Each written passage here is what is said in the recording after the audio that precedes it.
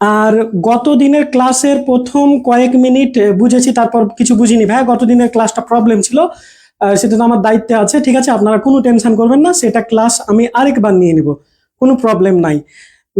আকিব হাসান, তাসলিমা আজাদ, সবাই সালাম দিচ্ছেন, আমি সবার সালাম একসাথে নিয়ে নিলাম। এস এম স্বর্ণা, ওয়ালাইকুম আসসালাম। আর যারা অন্য ধর্মের ভাই বোনরা আমার আছেন তাদেরকে আদাব। তো আমরা আজকে শুরু করব বাংলা সাহিত্যের সবচেয়ে প্রাচীন যে নিদর্শন, সেটা হচ্ছে কি আমাদের চর্যাপদ। তো আমরা চর্যাপদ আগে শুরু করব আজকে। তো চর্যাপদ জিনিসটা আগে দেখেন, এটা আমরা চর্যাপদ বলি। আগে আমরা উচ্চারণটা শিখে ফেলি। হ্যাঁ, এটা আমরা চর্যাপদ উচ্চারণ করি, কিন্তু আসলে উচ্চারণটাই ভুল। আমি উচ্চারণ করি চর্যাপদ, কিন্তু এটা হবে চোরজাপদ। এটা কোন নিয়মে? চ চ অ এর পরে জ আছে, অন্তস্থ জ আছে। অ এর পরে যদি অন্তস্থ জ বা অন্তস্থ অ থাকে, অন্তস্থ ওয়ান, সরি, অ এর পরে যদি অন্তস্থ জ বা অন্তস্থ জ ফলা যেটা থাকে, সেটা যদি থাকে তাহলে অটা ও হয়ে যায়। চ এর পরে যদি জ ফলা বা অন্তস্থ জ থাকে তাহলে চটা ও হয়ে যায়, এটা হয়ে যাবে চো। চো আর রেফের কারণে রয়ে হস এটা হয়। ঠিক আছে, চোর যা পদ, উচ্চারণটা আসলে এরকম হবে, চোর যা পদ।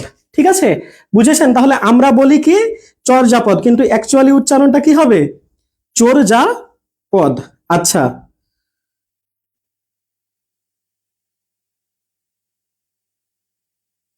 আচ্ছা, এটা কি দেখা যাচ্ছে না? আচ্ছা, সরি, দেখা যাচ্ছে না। হ্যাঁ, আমি আরেকবার লিখে দিই, চর যা। এখানে হলে কি দেখা যাচ্ছে? এখানে হলে দেখা যাচ্ছে না। আচ্ছা, চর,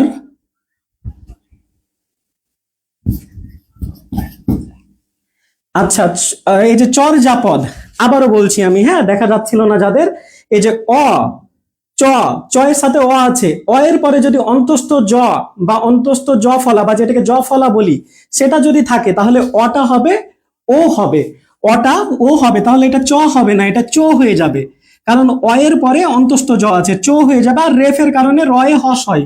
উচ্চারণটা আমরা বলছি চোর, চোর আর অন্তস্থ যা উচ্চারণ হয় না, এটা হবে বর্গীয় যা, চোর যা পদ।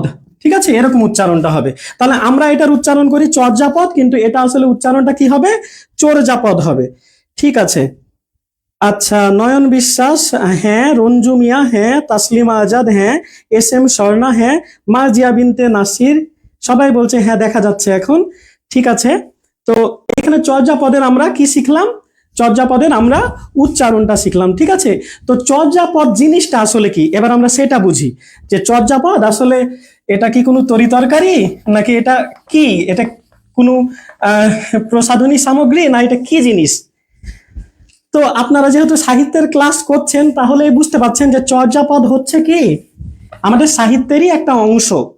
তো চর্যাপদ হচ্ছে বাংলা সাহিত্যের সবচেয়ে পুরনো বা সবচেয়ে প্রাচীন একমাত্র নিদর্শন। তাহলে চর্যাপদ আমাদের কি বাংলা সাহিত্যের প্রাচীন বা একমাত্র পুরনো যে নিদর্শন বা যেটা চিহ্ন, নিদর্শন জিনিসটা আসলে কি? যে আমাদের দেখেন, এই যে আধুনিক যে বাংলা সাহিত্য, আধুনিক বাংলা সাহিত্যে আমরা বিভিন্ন ছড়া, কবিতা বা উপন্যাস, হ্যাঁ, গল্প, এই যে এগুলো, নাটক, এগুলো যে আমরা দেখতে পাই, হ্যাঁ, বিভিন্ন লেখকের, হ্যাঁ, বিভিন্ন সাহিত্যিকের বিভিন্ন সৃষ্টিকর্ম আমরা দেখতে পাই। ঠিক আছে, তো চর্যাপদ হচ্ছে আমাদের আধুনিক কালেরও না, মধ্যযুগেরও না, প্রাচীন যুগের আমাদের যে সাহিত্যের তিনটা বিভাজন আছে, সেটা প্রাচীন যুগের সবচেয়ে পুরনো, হ্যাঁ, বা সবচেয়ে আদি যে নিদর্শন সেটাই, এবং সেটা হচ্ছে সবচেয়ে বেশি নির্ভরযোগ্য। এখন আমি একটা কিছু আবিষ্কার করে ফেললাম আর আমি দাবি করলাম যে হ্যাঁ এটাই হচ্ছে বাংলার কি সবচেয়ে পুরনো নিদর্শন, এরকম মানে গায়ের জোরে দাবি করলে হবে না। ঠিক আছে, সেটা কি বিচার বিশ্লেষণ করে বা ভাষাতাত্ত্বিকরা সেটা গবেষণা করে সেটা রায় দিয়েছে যে বাংলা সাহিত্যের সবচেয়ে পুরনো যে নিদর্শন, নির্ভরযোগ্য যেটা সবচেয়ে বেশি, সেটা হচ্ছে চর্যাপদ। ঠিক আছে, আচ্ছা, লেখাগুলো বড় লেখলে বুঝতে ভালো হতো। ঠিক আছে, তো চর্যাপদ এই জিনিসটা আশা করি বুঝছেন যে চর্যাপদ হচ্ছে একটা চিহ্ন বা একটা নিদর্শন, যেটা আমাদের কি বাংলা সাহিত্যের সবচেয়ে পুরনো যে নিদর্শন সেটা। ঠিক আছে, তো বাংলা সাহিত্যে প্রাচীন যুগের যুগ বিভাজনটা আমি প্রথম ক্লাসে একটু দেখিয়েছিলাম, আমি আজকে আবার একটু দেখিয়ে দিই।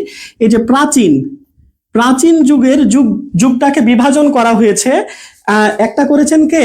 একটা করেছেন ডক্টর মোহাম্মদ শহীদুল্লাহ এবং আর একটা করেছেন সুনীতি কুমার চট্টোপাধ্যায়। ঠিক আছে, তো ডক্টর মোহাম্মদ শহীদুল্লাহর মতে আমি বলেছিলাম যে ডক্টর মোহাম্মদ শহীদুল্লাহ সবকিছু কি কম কম সংখ্যার দিক থেকে।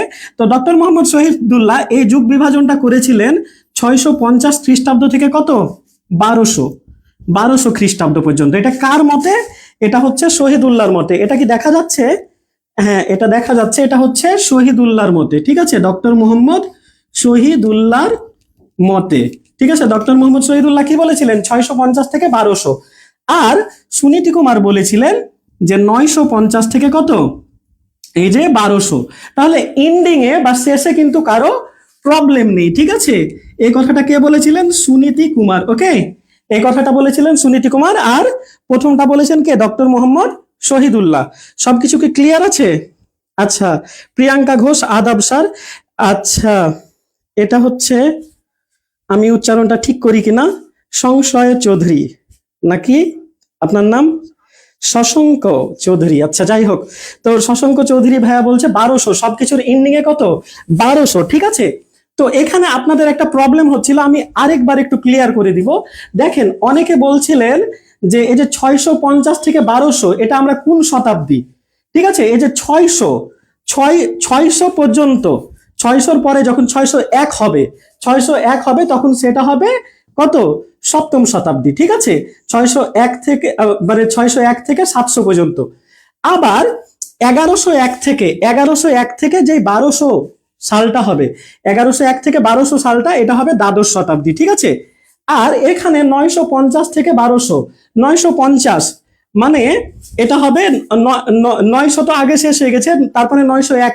ঠিক আছে, 901 থেকে এই 1000 পর্যন্ত এটা হবে কত হবে বলেন আপনারা? দশম। ঠিক আছে, এটা হবে দশম শতাব্দী। আর 1200 তো আগেই বললাম কত? দ্বাদশ শতাব্দী। তো এটা আপনারা এভাবে মনে রাখবেন, যারা যারা ক্রিকেট খেলা দেখেন, মেয়েরা একটু কম ক্রিকেট খেলা দেখে, ছেলেরা একটু বেশি দেখে আর কি। তো এখানে ব্যাপারটা হচ্ছে, যখন মনে করেন টি-20 খেলাটা, এখন আইপিএল চলছে জানেন, যখন মনে করেন 19 নম্বর ওভারটার খেলা শেষ হয়ে গেল, মানে 19 ওভার শেষ হয়ে গেছে, 19 ওভার শেষ করার পরে যখন আরেকজন বল করতে আসে, মানে লাস্ট যে ওভারটা, সেই ওভারটাকে আমরা কি বলবো?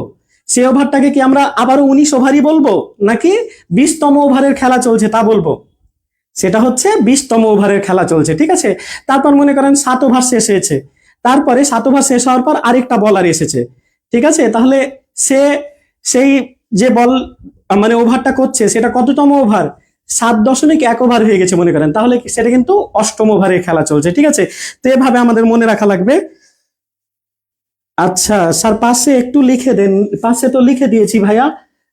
এই যে 650 থেকে 1200 এটাকে শহীদুল্লাহ, আর 950 থেকে 1200 এটাকে সুনীতি কুমার। ঠিক আছে, হীরামণি 650 সপ্তম, 950 দশম। থ্যাংক ইউ হীরামণিকে। আচ্ছা, এখন আমাদের চর্যাপদ তো আমরা পড়লাম, তো এখানে চর্যাপদের অর্থ কি সেটা আমাদের জানা লাগবে, যে চর্যাপদ এই জিনিসটার অর্থটা কি। ঠিক আছে, তো চর্যাপদ যখন আসলে নেপাল থেকে আবিষ্কার করা হয়, প্রথমে যে ব্যক্তি আসলে এই চর্যাপদ আবিষ্কার নিয়ে আর কি কাজ টাজ করছিলেন, ওনার নাম হচ্ছে রাজা রাজেন্দ্রলাল মিত্র। আমরা ওনার ব্যাপারে অল্প একটু জানবো, সমস্যা নেই। তো এই রাজা রাজেন্দ্রলাল মিত্রর কথা পরে বলছি। যখন আবিষ্কার হয়েছিল 1907 সালে, কত সালে বললাম? 1907 সালে যখন এই চর্যাপদ প্রথম পাওয়া গেল, কত সালে? 1907 সালে। তখন সেটার নাম কিন্তু চর্যাপদ ছিল না। ঠিক আছে, চর্যাপদ ছিল না, সেটার নামটা কি ছিল? আইপিএল এই মুহূর্তে 20তম ওভার চলতেছে। ও ভাই, আপনি খেলাও দেখতেছেন না?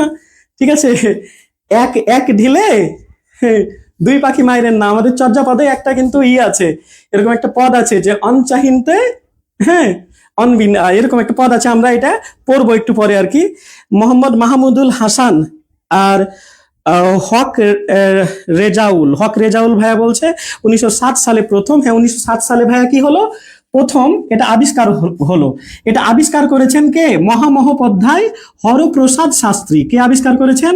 হরপ্রসাদ শাস্ত্রী। ঠিক আছে, ইনি এটা আবিষ্কার করলেন। তো ইনি যখন এটা আবিষ্কার করলেন, এই হরপ্রসাদ শাস্ত্রী যখন এটা আবিষ্কার করলেন, তখন এটার নাম কিন্তু চর্যাপদ ছিল না, উনি যেটা পেলেন সেটার নাম ছিল চর্যা চর্য বিনি বিনিশ্চয়।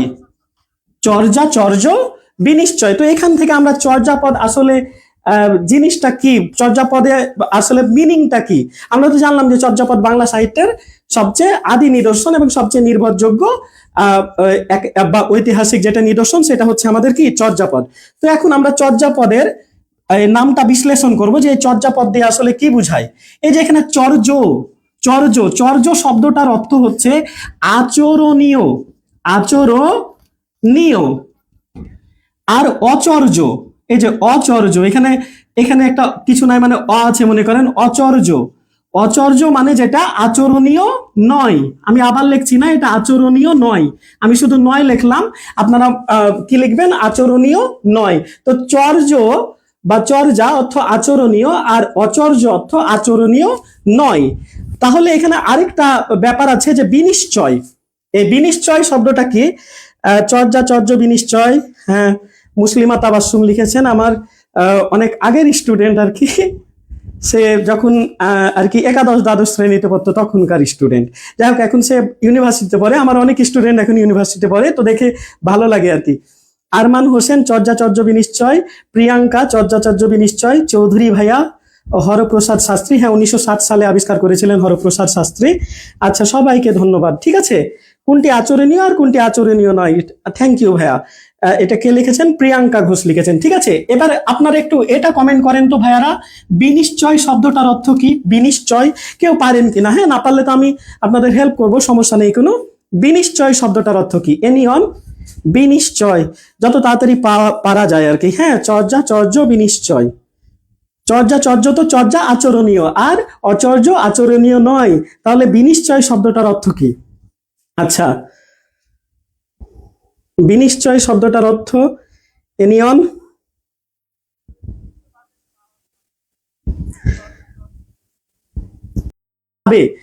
নিশ্চিত রূপে জানা যাবে যেই গ্রন্থ থেকে, সেটা হচ্ছে কি এই যে চর্যা চর্য বিনিশ্চয়, এই গ্রন্থ থেকে।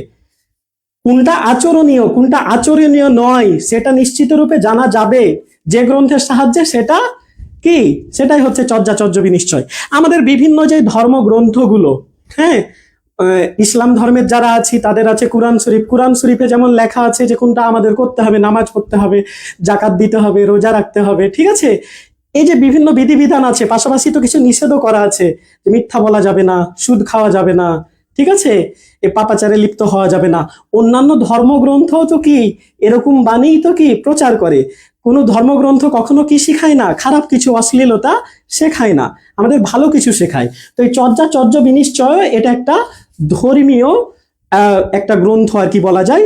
এটা কোনো ধর্মগ্রন্থ না বললেও এটা একটা ধর্মীয় গ্রন্থ, বা এটা ধর্ম চর্চার জন্য আসলে এটা রচনা করা হয়েছিল এই চর্যা চর্য বিনিশ্চয়তা।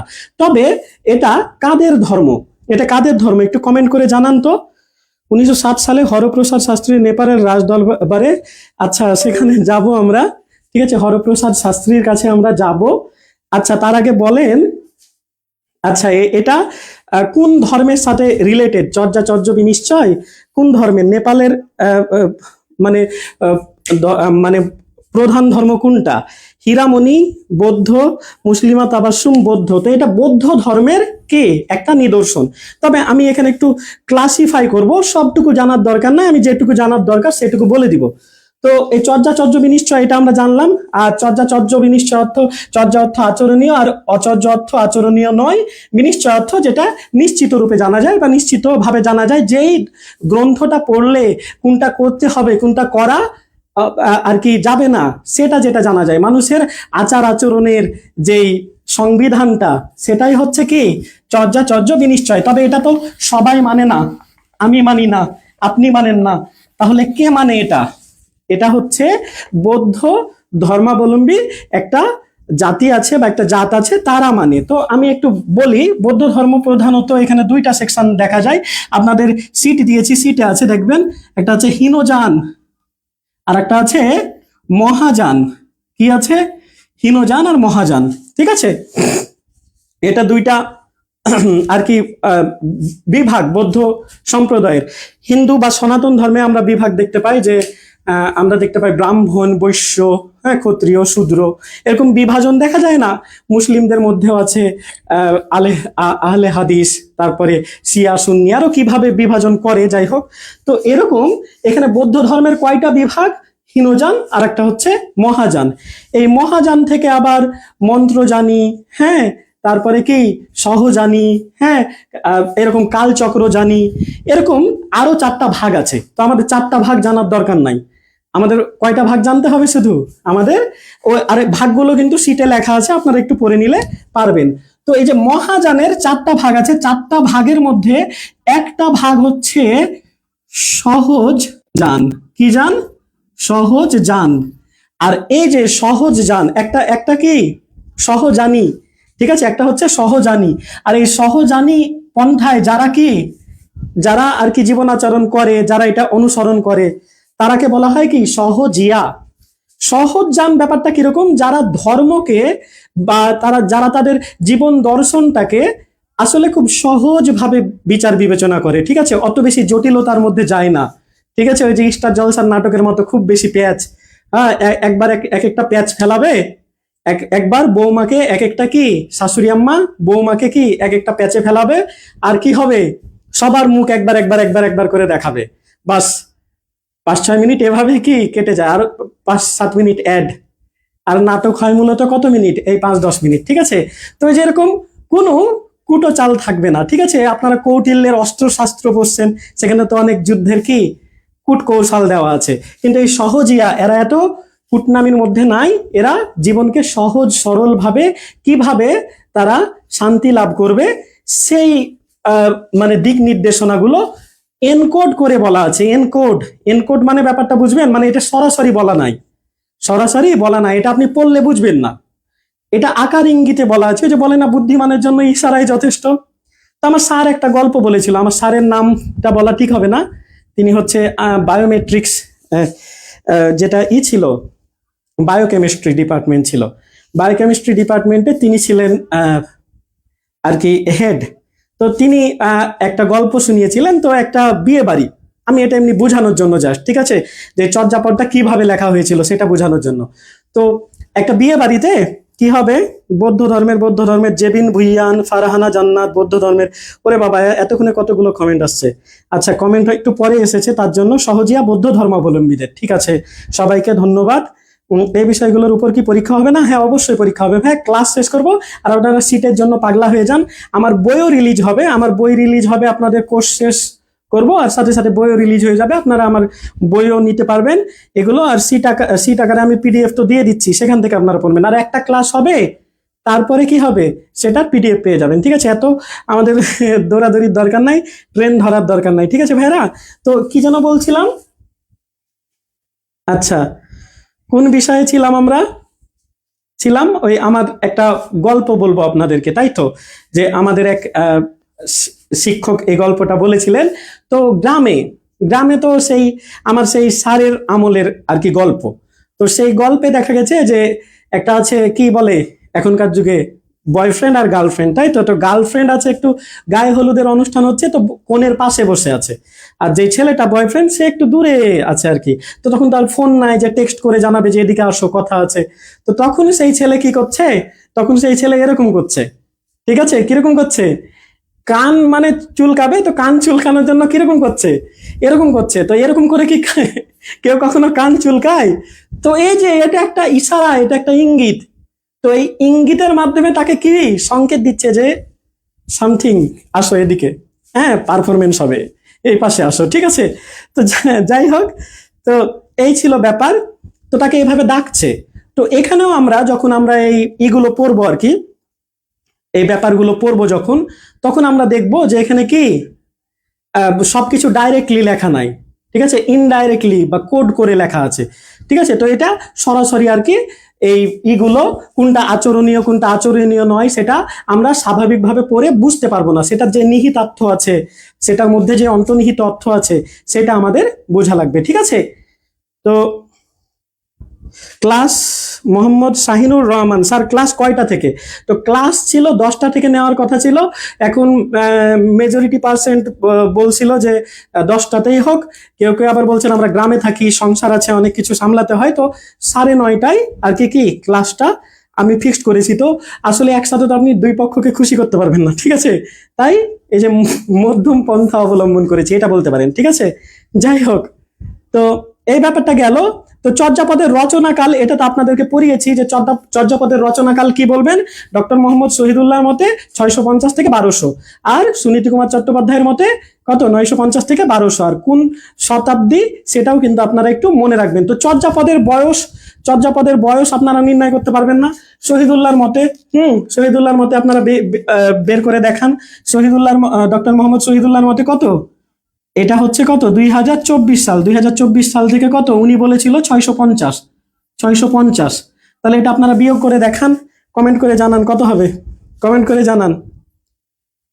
কতক্ষণ লাগবে কমেন্ট করতে ভাইয়েরা? এটা একটু বিয়োগ করে দেখান, কত হয়?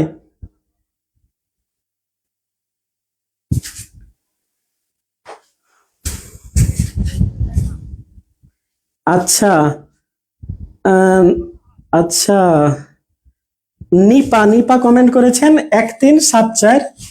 1374 মানে কত? 1374, ঠিক আছে। তাহলে 1374, তাই চর্যাপদের বয়স 1374। কিন্তু যদি আপনাকে বলে না, আপনি যদি এখন এর পদ্ধতিতে বের করেন, কার পদ্ধতিতে? সুনীতি কুমার চট্টোপাধ্যায়ের পদ্ধতিতে, তাহলেও কিন্তু 1000-এর ওপরে হবে, ঠিক আছে। তখন এটা 1074 হবে। কত হবে? আমরা আগে বের করেছি কত, 650 দিয়ে। 650 দিয়ে কার সাথে? শহীদুল্লাহ, ডক্টর মোহাম্মদ শহীদুল্লাহর সাথে। কিন্তু 950 দিলে হবে কত? সুনীতি কুমার চট্টোপাধ্যায়ের মত অনুযায়ী হবে, এটা হবে 1074 হবে, ঠিক আছে। তাহলে দেখেন দুই ক্ষেত্রে কিন্তু 1000-এর উপরে হয়। তাহলে চর্যাপদ হচ্ছে আমাদের কি 1000 বছরের পুরনো, ঠিক আছে। তো যদি বলা হয় যে বাংলা সাহিত্যের ইতিহাস কত বছরের পুরনো, বাংলা সাহিত্যের ইতিহাস, তাহলে এই যে শহীদুল্লাহর মতামতটাকে ধরে কত হবে? 1374। তাহলে আমরা বলবো যে বাংলা সাহিত্যের ইতিহাস 13.5 বছরেরও অধিক পুরনো, ঠিক আছে, মনে থাকবে। চর্যাপদের ইতিহাস কত 1350 বছরেরও কি অধিক পুরনো, ঠিক আছে। সবাইকে ধন্যবাদ। এখন আমাদের এই জিনিসটা অনেকে বলবে আপনাকে যে না, এগুলো আপনাকে মুখস্থ করা লাগবে না। মুখস্থ তো করা লাগবে না, কিন্তু না পড়লেও আবার উপায়ন্তর নেই, মানে পড়তে হবে। সেটা আমাদের সিটে আছে, দেখবেন একটু ছড়ার স্টাইলে লেখা হয়েছে যে চর্যাপদের কবিদের নাম।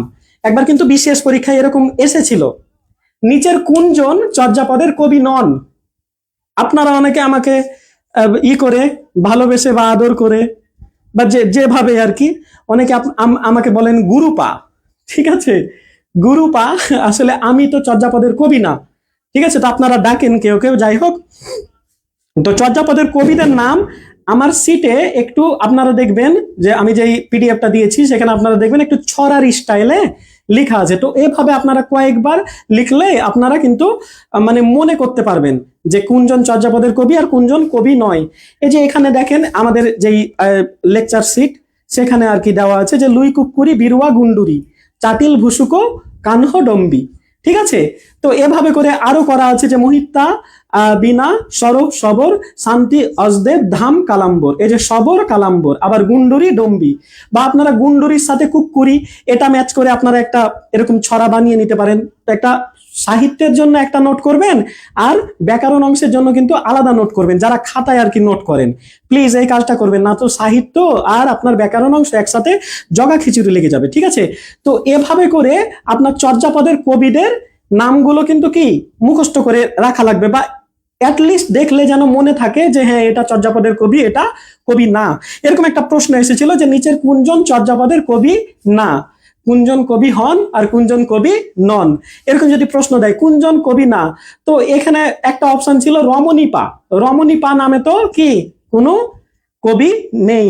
তো এটা আপনাদের একটু মনে রাখা লাগবে যে রমণীপা বলে কি, স্যার আমি পিডিএফ পাইনি। কেন ভাই পিডিএফ পাননি জয়া সাহা? আপনি পিডিএফ কেন পাবেন না? আপনি তো গ্রুপে আছেন। আপু গ্রুপে একটু পিডিএফটা করবেন, দেখবেন। আর পিডিএফ, অনেকে বলছেন পিডিএফ ডাউনলোড হয় না, এটা তো ভালো কথা না ভাইয়া। পিডিএফ অবশ্যই ডাউনলোড হয়, আপনি হয়তো করতে পাচ্ছেন না, অনেকেই করতে পারছে, ঠিক আছে। তো যারা আপনার ভাই ব্রাদার যারা আছে বা যারা একটু পারে তাদের কাছ থেকে একটু সাহায্য নিয়ে ডাউনলোড করাটা শিখে নিন, ঠিক আছে। আর তারপরেও যদি না পারেন আমাকে একটা ইনবক্স করবেন। হ্যাঁ, আপনারা তো এমনি অনেক ইনবক্স করেন যে স্যার কেমন আছেন, কি আছেন, ভাত খাইছেন নাকি, গোসল করছেন কিনা, এগুলো না জিজ্ঞেস করে আমাকে জিজ্ঞেস করবেন যে পিডিএফটা দিয়ে দেন, ঠিক আছে। পিডিএফ কই পাবো, গ্রুপে আছে ভাই, ডাউনলোড করে নেবেন, ঠিক আছে। আর ডাউনলোড করতে না পারলে আমাকে মেসেঞ্জারে নক দিবেন, আমি মেসেঞ্জারেও সেন্ড করে দিব, ঠিক আছে। তো ঠিক আছে, তো চর্যাপদের কবি কে নন? রমণীপা। আপনারা কিন্তু টেনশন করেন না, আমি হচ্ছে আপনাদের এমসিকিউ কিন্তু সলভ করিয়ে দিব যে যে অধ্যায়টা করাবো, ঠিক আছে।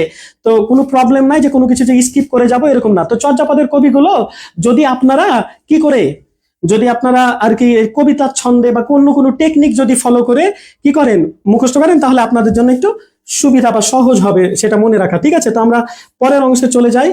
পরের অংশে আমরা যাব যে চর্যাপদের কবিদের নামের সাথে কেন পা যুক্ত হলো। চর্যাপদের ইতিহাস আমরা জানবো, সমস্যা নেই, আপনারা অধৈর্য হয়েন না, চর্যাপদের ইতিহাসটা অল্প একটু জানবো আমরা, ঠিক আছে, যেটুকু দরকার সেটুকু জানবো। তো এখানে হচ্ছে আমরা জানবো যে পা কেন আসলো। দেখেন, লুই পা, তারপরে কুকুরি পা, লারি ডম্বি পা, ঠিক আছে। এই যে এরকম বিভিন্ন যে নামগুলো আছে, শান্তিপা, হ্যাঁ, তারপরে তন্ত্রীপা, ডম্বিপা, এই যে কানহপা, ঠিক আছে। এই যে পা, সবার সাথে কেন পা পা পা, এই পা পা কেন হলো শোনেন। আপনি তো স্কুলে পড়েছেন, কলেজে পড়েছেন, ইউনিভার্সিটিতে পড়েছেন, হ্যাঁ, ঠিক আছে। তো বিভিন্ন জায়গায় পড়েছেন, সেখানে যে শিক্ষকরা থাকতো তাদেরকে আপনি ভাই বলে ডাকেন না কাকা বলে ডাকেন? হ্যাঁ, তাদেরকে আপনি স্যার বলে ডাকেন। তা আমি যেহেতু বয়সে একটু ছোট, হ্যাঁ, কারো কারো সমবয়সী, হ্যাঁ, ঠিক আছে, তো আপনারা আমাকে ভাই বলতে পারেন, ঠিক আছে, কোনো ব্যাপার না, আমি মাইন্ডও করবো না, ঠিক আছে। তো এই যে আপনারা সম্মানার্থে কেউ আমাকে স্যারও ডাকতে পারেন, কেউ আবার আমার নামও গুরুপা রেখে দিয়েছেন। এই যে সম্মানার্থে আপনারা সেই শিক্ষকদের কি ডাকেন? স্যার ডাকেন। কি ডাকেন? স্যার। অমুক স্যার, এই স্যার, সেই স্যার, স্যার ডাকেন না সবার সাথে? স্যারটা কি জন্য? একটু সম্মান করে, ঠিক আছে। তো চর্যাপদের যে কবিরা ছিল, চর্যাপদের যেই কবিরা বা যেই এই তান্ত্রিকরা ছিলেন, যেই সহজিয়া সম্প্রদায়ের যেই কি ধর্মতান্ত্রিকরা বা ধর্মগুরুরা ছিলেন, তারা তো পদ রচনা করতেন। তারা কি রচনা করতেন? পদ। পদ বলতে আমাদের পদ সংখ্যার ব্যাপারেও আমরা কিন্তু একটু জানবো। তো তারা যেহেতু পদ রচনা করতেন, পদ হচ্ছে এক একটা কবিতা। চর্যাপদে এরকম 50টা আছে বা মতান্তরে 51টা কি আছে, পদ আছে। এক পদে কয় লাইন? 10 লাইন করে, ঠিক আছে। তাহলে মোট আছে কতগুলো? মোট পদ আছে কয়টা বললাম? মোট পদ আছে 50টা বা মতান্তরে কয়টা? 51টা। এটা আমরা জানবো। এই যে 50টা আমি বলেছিলাম কম, কম কে? ডক্টর মোহাম্মদ শহীদুল্লাহ। আর 51 বেশি, বেশি কে? সুকুমার সেন। তাহলে কম কে? কমগুলো কে? ডক্টর মোহাম্মদ শহীদুল্লাহ। আর বেশিগুলো কে? সুকুমার সেন। আবার ডক্টর মোহাম্মদ শহীদুল্লাহ বলেছেন যে চর্যাপদের পদকর্তা, ইনি আবারও কম বলেছেন, পদকর্তা বলেছেন কত? 23 জন। আর ইনি বলেছেন, সুকুমার সেন বলেছেন 50 জন পদকর্তা, ঠিক আছে। তাহলে এই মতটা কার? শহীদুল্লাহ, ডক্টর মোহাম্মদ শহীদুল্লাহ, ঠিক আছে। আর এই মতটা কে দিয়েছেন? এই মতটা দিয়েছেন সুকুমার সেন। কে দিয়েছেন? সুকুমার সেন। আচ্ছা, এই ইনার মতে পদকর্তা কতজন? ইনার মতে পদকর্তা হচ্ছে, সরি আমি একটু ভুল লিখেছি, আচ্ছা না, ঠিকই ছিল। আসলে এখানে এখানে মতামতগুলো ভিন্ন ভিন্ন হয়ে গেছে। পদ হচ্ছে 50টা, আর 50টা কে বলেছে? শহীদুল্লাহ, ঠিক আছে। আর শহীদুল্লাহ আবার পদকর্তা কত বলেছে? পদকর্তা বলেছে শহীদুল্লাহ 23 জন। আর এই 24 জন, 24 জন বলেছে কে? 24 জন বলেছে সুকুমার সেন, বলেছে 24 জন, ঠিক আছে। আর সুকুমার সেন পদকর্তা কতজন বলেছে? এই যে 51 জন। একটু জগা খিচুড়ি হয়ে গেল, যাই হোক, একটু জগা খিচুড়ি হয়ে গেল। আমার এভাবে না লিখে ওপর নিচে লিখলে হয়তো একটু ভালো ছিল, ঠিক আছে। তাহলে এখানে দেখেন 50 বলেছেন কে? শহীদুল্লাহ বলেছেন, ঠিক আছে, শহীদুল্লাহ বলেছেন, ঠিক আছে, শহীদুল্লাহ বলেছেন। আর এটা বলেছেন সুকুমার সেন। কে বলেছেন? সুকুমার সেন। বেশিটাকে সুকুমার সেন, কমটা শহীদুল্লাহ। এটা কিন্তু কাউকে ছোট বড় করার জন্য না, ঠিক আছে, এটা জাস্ট মনে রাখার জন্য। আপনারা আবার সবকিছুকে সিরিয়াসলি নিয়ে নেন, এটা একটা প্রবলেম, তাই না। পদ রচনা করেছেন বলেছে এবং সম্মানসূচক ভাবে, হ্যাঁ সিটে লেখা ছিল ভাইয়ারা, রিফাত মাসুদ পদ রচনা করেছেন এবং সম্মানসূচক অর্থে। প্রিয়াঙ্কা ঘোষ 23-24, হীরামণি 23-24, এক দল বলেছে 23 আর এক দল বলছেন 24। পদকর্তাদের শিষ্যগণ তাদের সম্মান প্রদর্শনে, হ্যাঁ এটা আপনারা আশা করি পারেন, আর সিটেও সুন্দরভাবে ব্যাখ্যা করা আছে। তো তারা পদ রচনা করতেন। তো পদ রচনা যারা করতেন তাদেরকে বলা হতো পদকর্তা। তো তাই তাদের সাথে কি পা কথাটা যুক্ত করা হলো আর কি। যেমন লুই পা, লুই পা বড় করে বললে বলা হয় লুই পাদা নাম, এরকম করে বলে, ঠিক আছে। তো লুই পা, পার এই যে পদ থেকে কি আসছে, এই যে পদ থেকে পাদ কথাটা এসেছে, আর পাদ থেকে আবার কি আসলো, পা, এই কথাটা আসলো, ঠিক আছে।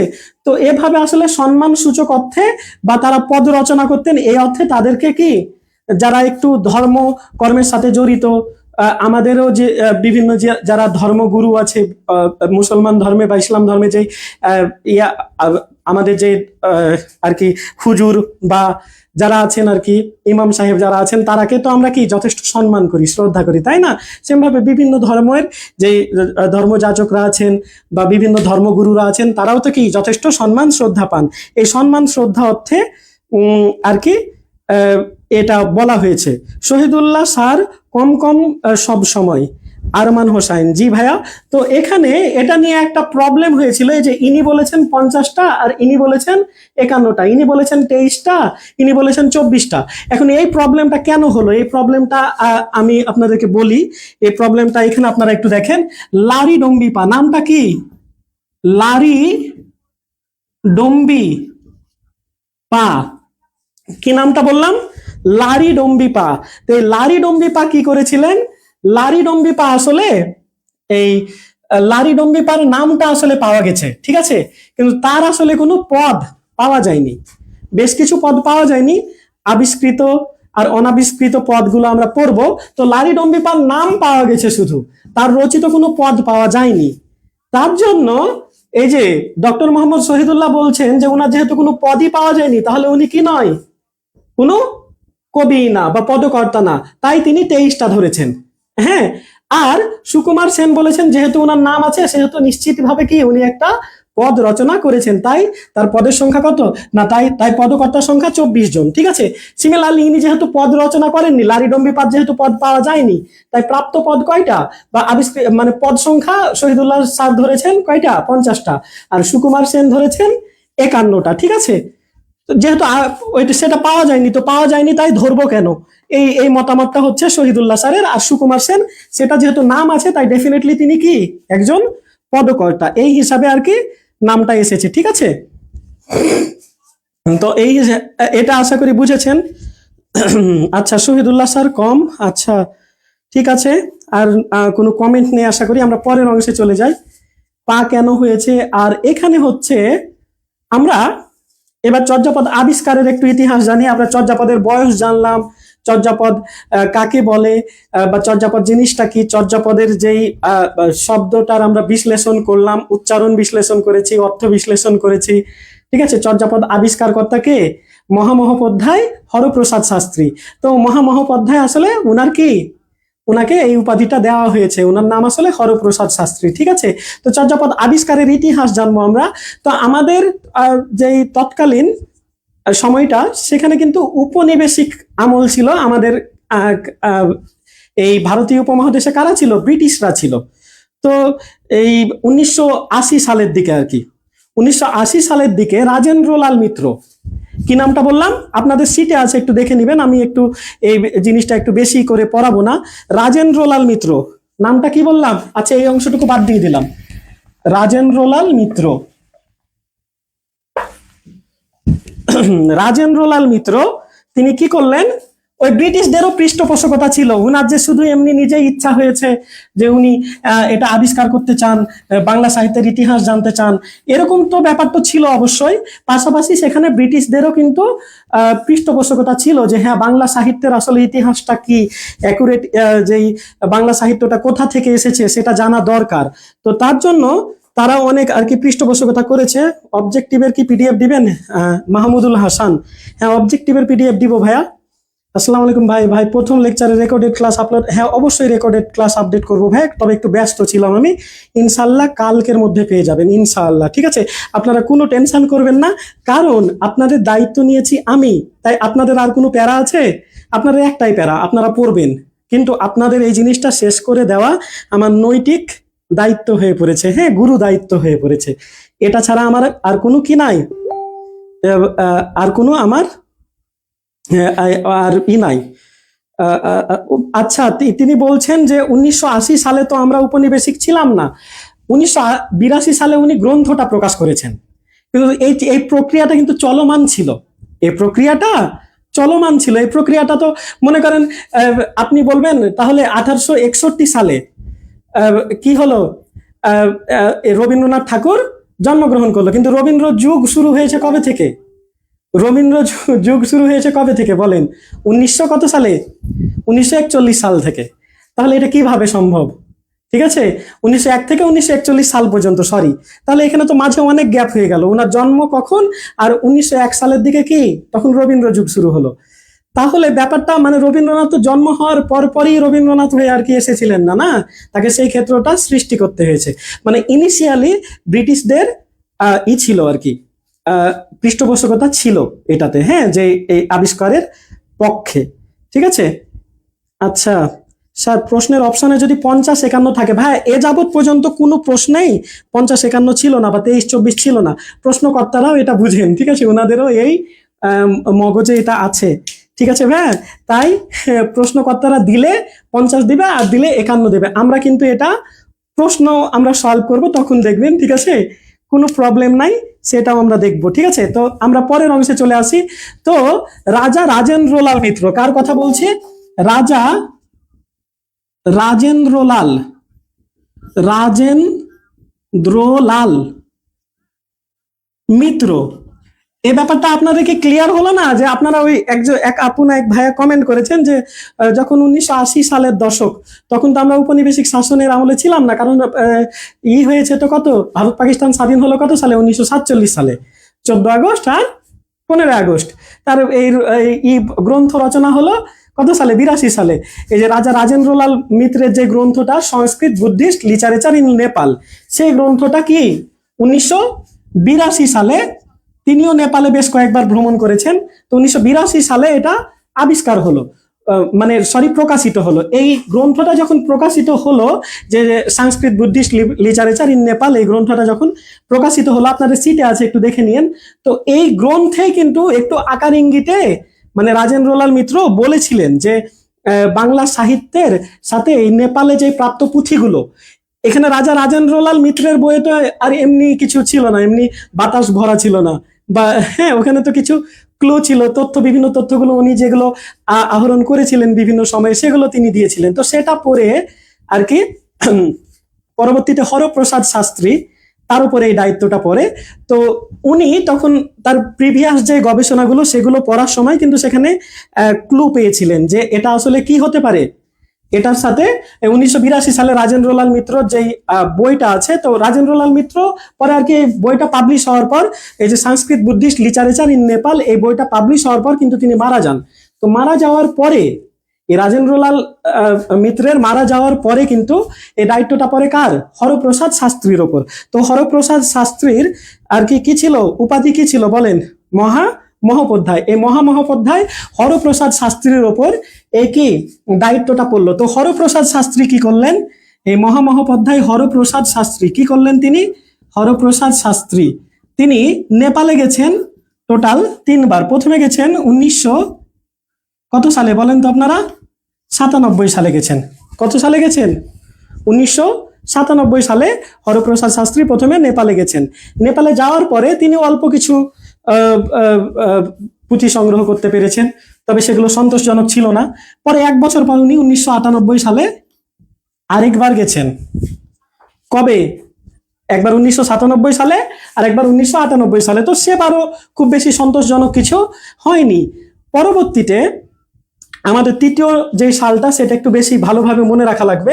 1907 সাল। প্রথমে বললাম, ক্লাসে শুরুতেই বলেছি যে চর্যাপদ আবিষ্কার হয়েছিল কত?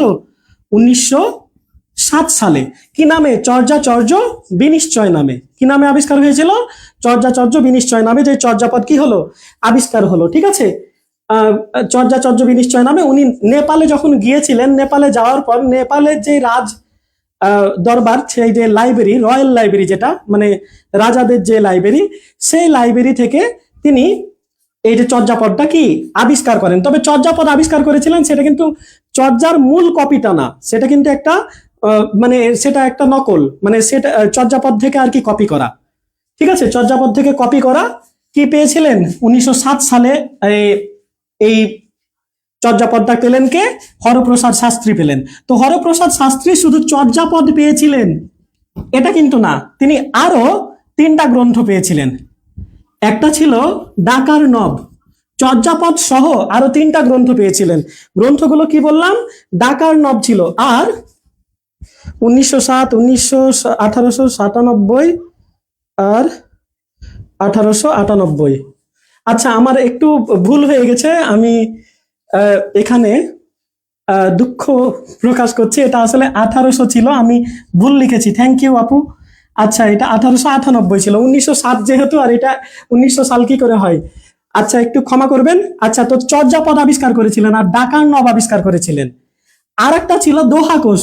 কিন্তু আপনারা বলবেন যে ভাই আপনি তো বললেন কি, আপনি তো বললেন চর্যাপদ বাদেও আরো কয়টা? 3টা। চর্যাপদ বাদেও আরো কয়টা? 3টা। ঠিক আছে, চর্যাপদ বাদেও আরো কয়টা? 3টা।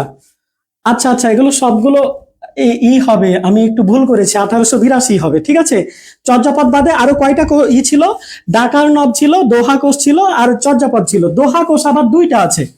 দোহা কোষ কয়টা আছে? এই এই বেসিসের উপর ভিত্তি করে কেউ কেউ বলে 4টা, কেউ কেউ বলে 3টা। একটা হচ্ছে কানহ পাদের দোহা। কি বললাম ভাইয়ারা? কানহ পাদের দোহা। আর একটা আছে কৃষ্ণাচার্যের, কৃষ্ণাচার্য আর কানহপাদ একই জন। আর একটা আছে সরহপাদের দোহা, সরহপাদের দোহা। তাহলে দোহা কোষ মোট কয়টা? এটা কি দেখা যাচ্ছে? কানহপাদের দোহা আর সরহপাদের দোহা, এটা কি দেখা যাচ্ছে? আপনারা প্রথম ক্লাসটা, প্রথম কয়েকটা ক্লাসে আমি একটু নার্ভাস হয়ে যাচ্ছি, আপনারা একটু আর কি ভুল ত্রুটি একটু মার্জনা করবেন। ঠিক আছে, আচ্ছা, প্রথমে কি ছিল? চর্যাপদ। চর্যাপদ তো আবিষ্কার করলেন, চর্যাপদের সাথে সাথে আরো কি আবিষ্কার করেছিলেন বলেন? ডাকার নব আবিষ্কার করেছিলেন, দোহা কোষ আবিষ্কার করেছিলেন, আর একটা কি ছিল? কানহপাদের দোহা, আর একটা ছিল সরহপাদের দোহা। ঠিক আছে, তো এই যে টোটাল কয়টা? একটা হচ্ছে চর্যাপদ, একটা ডাকার নব, আর একটা হচ্ছে দোহা কোষ। দোহা কোষ আবার 2টা। তো এই দোহা কোষ 2টাকে ধরে হয় কয়টা? 4টা। আর দোহা কোষ যদি একসাথে ধরা হয় তাহলে হয় 3টা। ঠিক আছে, চর্যাপদ, ডাকার নব, দোহা কোষ। তবে চর্যাপদের নাম কি ছিল? চর্যাচর্য বিনিশ্চয়। তো এগুলো যখন আবিষ্কার করা হলো, এগুলো আবিষ্কার করা হলো কত? 1907 সালে। তো তারও প্রায় 10 বছর পরে, 1900 কত সালে বলেন তো? এটা 16 সালে। 1900 কত সালে? 16 সালে। 1916 সালে বঙ্গীয় সাহিত্য পরিষদ, বঙ্গীয় সাহিত্য পরিষদ কোথায়? কলকাতার। কলকাতার বঙ্গীয় সাহিত্য পরিষদ। এই 1916 সালে এই এই ঘটনা। 1907 সালের পরের ঘটনা কত? 1916, প্রায় 10 বছর। ঠিক আছে, 9-10 বছর পরে 1916 সালে। 1916 সালটা বাংলা কত সেটাও আমাদের জানা থাকা লাগবে। এই যে চর্যাপদ অনেকগুলো সাল আছে, তার মধ্যে আমাদের মনে রাখা লাগবে যে 1907 সালটা চর্যাপদ আবিষ্কারের সাল, যেহেতু গুরুত্বপূর্ণ। আর ইদানিং কিন্তু সাল প্রচুর আসছে। ঠিক আছে, যে সাল আসে না, জন্ম মৃত্যু, কবিদের জন্ম মৃত্যু, এটা খুব বেশি গুরুত্বপূর্ণ না। তবে এই যে রোকেয়া দিবস আছে, নজরুল দিবস আছে, রবীন্দ্রনাথ দিবস আছে, দিবস নাই, রোকেয়া দিবস আছে। এই যে এই দিবসগুলো আমাদের মনে রাখা লাগবে। রোকেয়া দিবস কবে? 9 ডিসেম্বর, তাই না? আচ্ছা, 1923 সাল। মুসলিমা তাবাসসুম, থ্যাংক ইউ আপু। 1923 সালে, সরি 1323 সালে, আমি প্রথম ক্লাস তো আসলে আমি ভুলভাল বকছি, তো আমাকে একটু প্রথম, আমার আসলে একটু ফ্লুয়েন্ট হতে কিছু সময় লাগবে, আমাকে একটু ক্ষমা করবেন। আর নার্ভাস হয়ে যাচ্ছি, ঘেমে যাচ্ছি, বুঝতে পারছেন। যাই হোক, তো এখানে হলো প্রায় 1907 সালের পরে হলো কত সাল বলেছিলাম? বাংলা সালটা একটু মনে রাখবেন, 1916 সাল, মানে প্রায় 9-10 বছর পর বঙ্গীয় সাহিত্য পরিষদ। কি নাম বলেছি? বঙ্গীয় সাহিত্য পরিষদ থেকে এই যে এই 4টা গ্রন্থ, আবিষ্কৃত 4টা গ্রন্থ নিয়ে একটা বই পাবলিশ করা হয়। কি পাবলিশ করা হয়? একটা বই পাবলিশ করা হয়। সেই বইটার নাম কি আপনারা জানেন? হাজার বছরের, হ্যাঁ, হাজারো বছরের পুরাণ বাংলা ভাষায় লিখিত বৌদ্ধ গান ও দোহা। বলেন তো কি বললাম? কমেন্ট করে লেখেন, দেখি কে পারেন। হাজার বছরের পুরনো কি বৌদ্ধ ভাষায় রচিত, হ্যাঁ, হাজারো বছরের পুরনো বাংলা ভাষায় লিখিত বৌদ্ধ গান ও দোহা। ঠিক আছে, এটা কত সালে পাবলিশ হলো? 1916 সালে। আর বাংলা কত? 1323 বঙ্গাব্দে। ঠিক আছে, এরকম বলবো আমরা। আচ্ছা, এখানে আরেকটা প্রশ্ন খুবই ইম্পর্টেন্ট। এই যে বঙ্গীয় সাহিত্য পরিষদ থেকে যে হাজার বছরের পুরাণ বৌদ্ধ গান ও দোহা এই শিরোনামে যে বইটা পাবলিশ হয়েছিল, ঠিক আছে, সেটা সম্পাদকের দায়িত্ব কে পালন করেছিল, এটাকে আপনারা বলতে পারেন? প্রিয়াঙ্কা ঘোষ। সমস্যা নাই স্যার, আসলে ওই যে প্রথম ক্লাসে সমস্যা হওয়ার পরে একবার কারেন্ট চলে গেল, ভিডিওটা অফ হয়ে গেল, পরে বার সাউন্ড প্রবলেম হলো। তো তারপরে আপনারা অনেকে আমাকে ইনবক্সে এসে বলছেন যে ভাইয়া প্রথম ক্লাস, কোনো প্রবলেম নাই, পরের ক্লাস থেকে ইনশাল্লাহ ভালো হবে। আর এখানে তো গরমের সময় একটু কারেন্ট যাবে, আপনি ঘাবড়ায়েন না, আমরা আপনার পাশে আছি। তো এই কথাগুলো আসলে এই কথাগুলো শুনলে মানে আমাকে পৃথিবীর সবচেয়ে বেশি আর কি সুখী মানুষ মনে হয়, যে আমি আপনাদের মতো এত মানে ভালো ভালো স্টুডেন্ট গুলো পেয়েছি যারা কনসিডার করতে জানে। যে অনেকে আপনাদের অনেকেই কিন্তু আবার এই কনসিডারের মন মানসিকতাটা থাকে না। 9টাই ক্লাস চেয়েছেন, আপনার 9টাই ক্লাস করতে হবে, হ্যাঁ, আপনার আর 10টায় ক্লাস করা মনে হয় কি মহাভারত অশুদ্ধ হয়ে যায়। আবার যারা 10টায় চেয়েছেন 9:30 কেন শুরু করলেন? বলেছিলাম না 9টায় শুরু করবেন স্যার। এই যে এইরকম মন মানসিকতা হলে আসলে চলা যাবে না। ভাই আপনি পড়তে আসছেন, আপনি হচ্ছেন যোদ্ধা, ঠিক আছে? স্টুডেন্টরা যোদ্ধা হচ্ছে আপনি যুদ্ধ করবেন। এখন যুদ্ধ করার সময় আপনি আরামাইজ করবেন ভাই? স্টুডেন্ট লাইফ আরামাইজ করে ভাই হবে না, ঠিক আছে?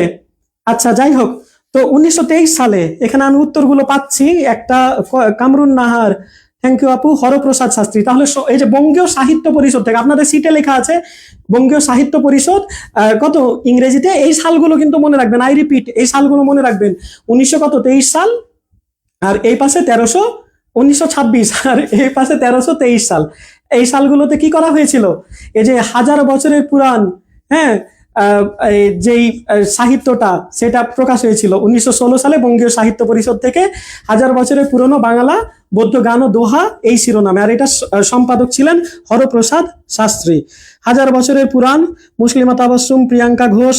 1000 বছরের পুরানো বলে না, এটা পুরাণ বলে, ঠিক আছে? মুসলিমা তাবাসসুম পুরাণ লিখেছেন, প্রিয়াঙ্কা ঘোষ আপু আপনি পুরাণও লিখে দিয়েছেন। এটা পুরাণ, আসলে মূল বইটাতে পুরাণ লেখা ছিল, ঠিক আছে? এটা একটু খেয়াল করেন। এই যে এরকমই কিন্তু অপশনগুলো দিবে, ঠিক আছে? আপনারাকে কিন্তু ঘাবড়ে ফেলবে বলতে কি, এই যে এরকম অপশনও আসে।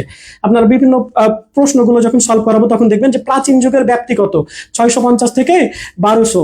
তাহলে মধ্যযুগের ব্যাপ্তি কত, 1201 থেকে 1800 নাকি 1200 থেকে 1800? এই যে এরকম ক্রিটিক্যাল যে ব্যাপারগুলো সেগুলো একটু আপনারা খেয়াল করবেন, ঠিক আছে? সাহারিয়ার সজীব, সম্পাদক হরপ্রসাদ শাস্ত্রী। আচ্ছা চৌধুরী ভাইয়া, আপনার জন্য শুভকামনা করছি, থ্যাংক ইউ ভাইয়া। প্রিয়াঙ্কা ঘোষ ইংরেজিটাও লিখে দিয়েছেন, বাংলাটাও লিখে দিয়েছেন। 1916 1323 সম্পাদকের ভূমিকায় ছিলেন হরপ্রসাদ শাস্ত্রী, আরমান হোসাইন, থ্যাংক ইউ ভাইয়া। তো আমরা এগুলো জানলাম, চর্যাপদের প্রকাশের ব্যাপারে জানলাম। এবার আমরা চর্যাপদের ভাষা আমরা জানবো। তো চর্যাপদ তো পাবলিশ হলো কত সালে? 1900 কত সালে বলেছিলাম বলেন? 26 সালে। কিন্তু 1926 সালে যেটা পাবলিশ হলো সেটা, সরি, 1916 সালে পাবলিশ হলো। 1916 সালে পাবলিশ হওয়ার পর মানে বঙ্গীয় সাহিত্য পরিষদ থেকে, ঠিক আছে, সেটা যখন পাবলিশ হওয়ার পর চর্যাপদের ভাষা নিয়ে সর্বপ্রথম কে আলোচনা করেন? আমি একটু কমেন্টটা একটু দেখতে চাই। আচ্ছা দেখি, সর্বপ্রথম চর্যাপদের ভাষা প্রথম কে আলোচনা করেন বলেন? এবং সালটা বেশি গুরুত্বপূর্ণ না, তবু বলে দিচ্ছি, সেটা 1920 সালে। 16 সালে তো পাবলিশ হলো, আর 1323 বাংলায় পাবলিশ হলো, ঠিক আছে? কিন্তু ভাষা নিয়ে প্রথম আলোচনা করেছিলেন কে?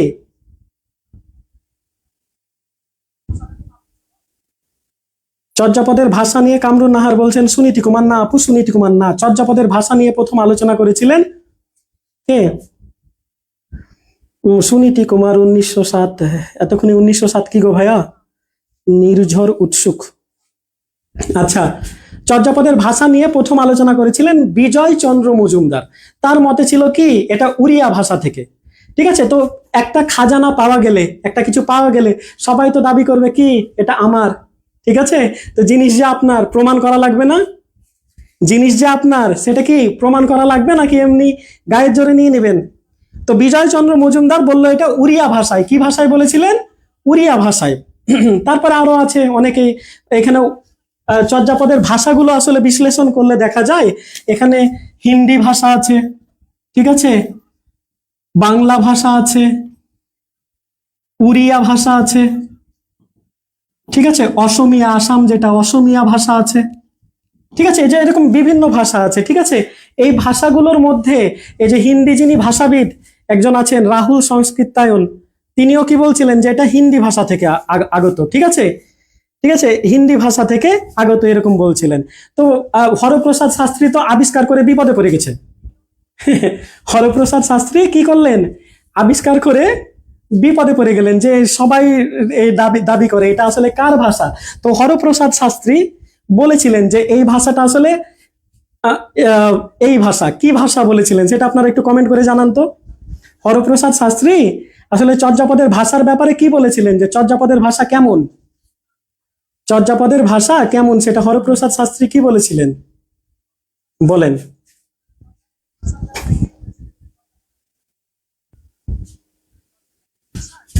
হরপ্রসাদ শাস্ত্রী চর্যাপদের ভাষাকে কি বলেছিলেন বলেন।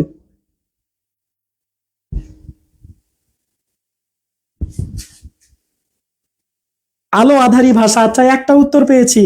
জুলেখা সাথী, কামরুন নাহার সান্ধ্য ভাষা, আচ্ছা দুইটা উত্তরই পেয়ে গেছি। আলো আধারী ভাষা, আলো আধার কখন হয়, ওই যে আপনার বিকাল শেষ সন্ধ্যা হতে শুরু করে আলো শেষ হতে থাকে, আর ওই সময়টা কি গোধূলি তাই না? তো আচ্ছা এই যে সন্ধ্যার আগে, তাই তো। তো আলো আধারী ভাষা, কিছুটা আলো কিছুটা আধার, আপনি চর্যাপদ কি পড়ে পুরোটুকু বুঝতে পারবেন না যে এখানে কি বলা হচ্ছে, পুরো অর্থগুলো আর কি আপনি বুঝতে পারবেন না যে এখানে আসলে কোন ব্যাপারে বলা হচ্ছে, কোন ভাষা এখানে লেখা আছে, বোঝা যায় না। কিছুটা আলো পাওয়া যায় তো আবার কিছুটা আধার, মানে কিছু অংশ বোঝা যায় কিছু অংশ বোঝা যায় না। তো আলো আধারী ভাষা বলেছিলেন কে, হরপ্রসাদ শাস্ত্রী।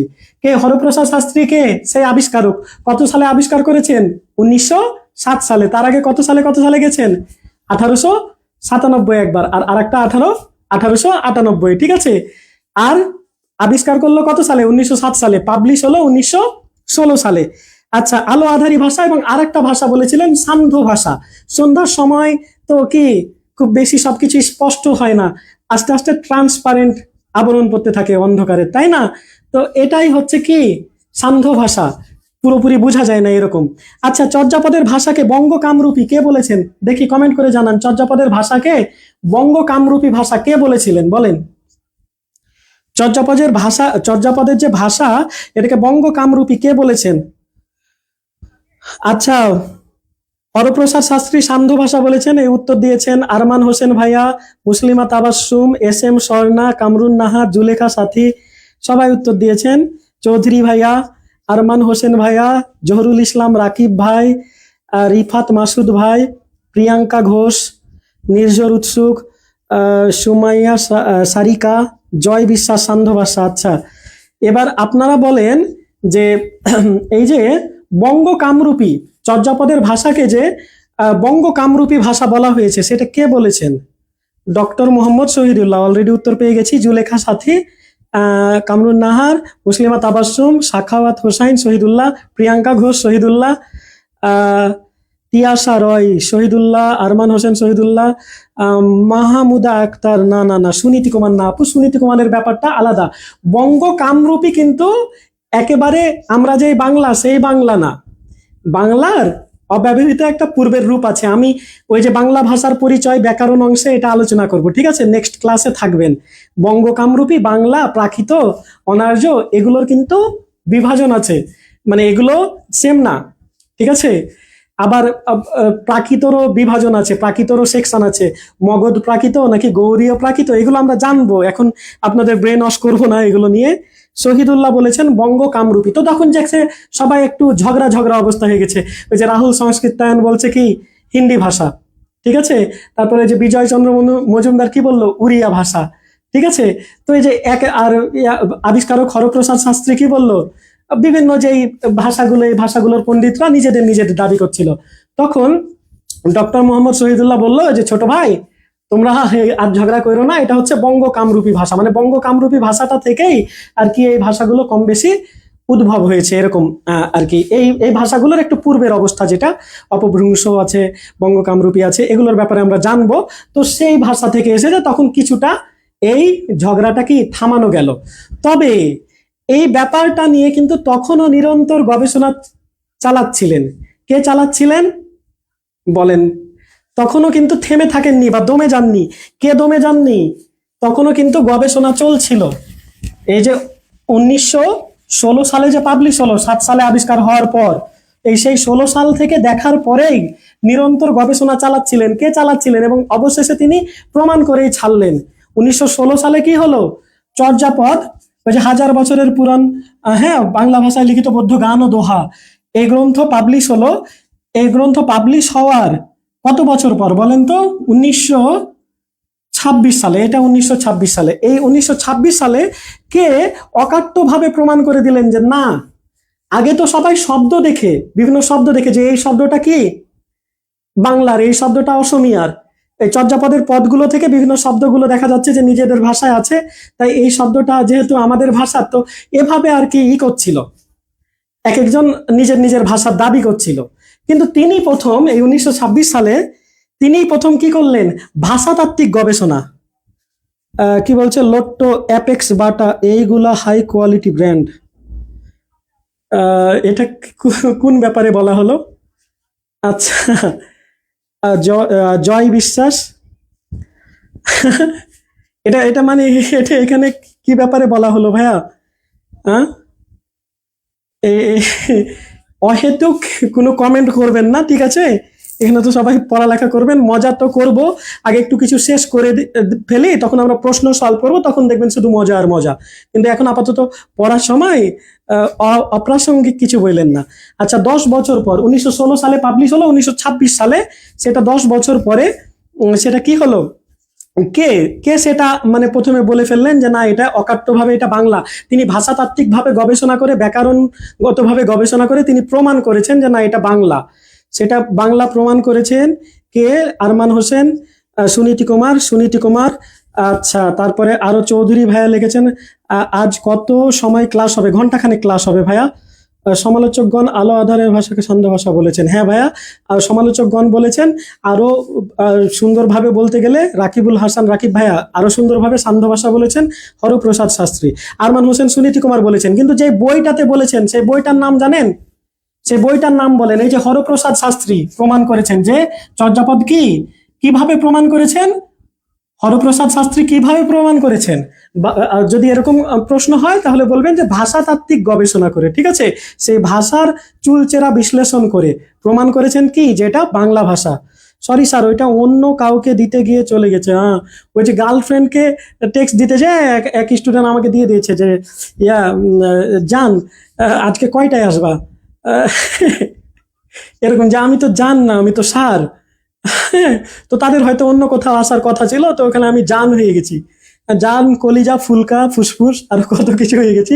ব্যাপার না ভাইয়া, ঠিক আছে, আমরা তো মজা করব, অনেক কিছু করব ক্লাসে, আর আমি তো মজার মানুষ, জানেন।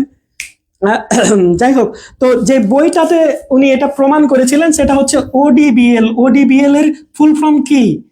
ওডিবিএল এ আসলে বইগুলোতে এখানে সামনে একটা দা হয়, কিন্তু বইগুলো, যে বইগুলো বাজারের বইগুলো আছে, যেখানে দাটা দেয়নি অনেক বইয়ে, ঠিক আছে? তো আপনারা একটু অপশন দেখার সময় এটা একটু খেয়াল করে দেখবেন, যদি অপশনের সামনে দা থাকে তাহলে দা দিবেন, মানে ফুল ফর্মের কথা বলছি আমি।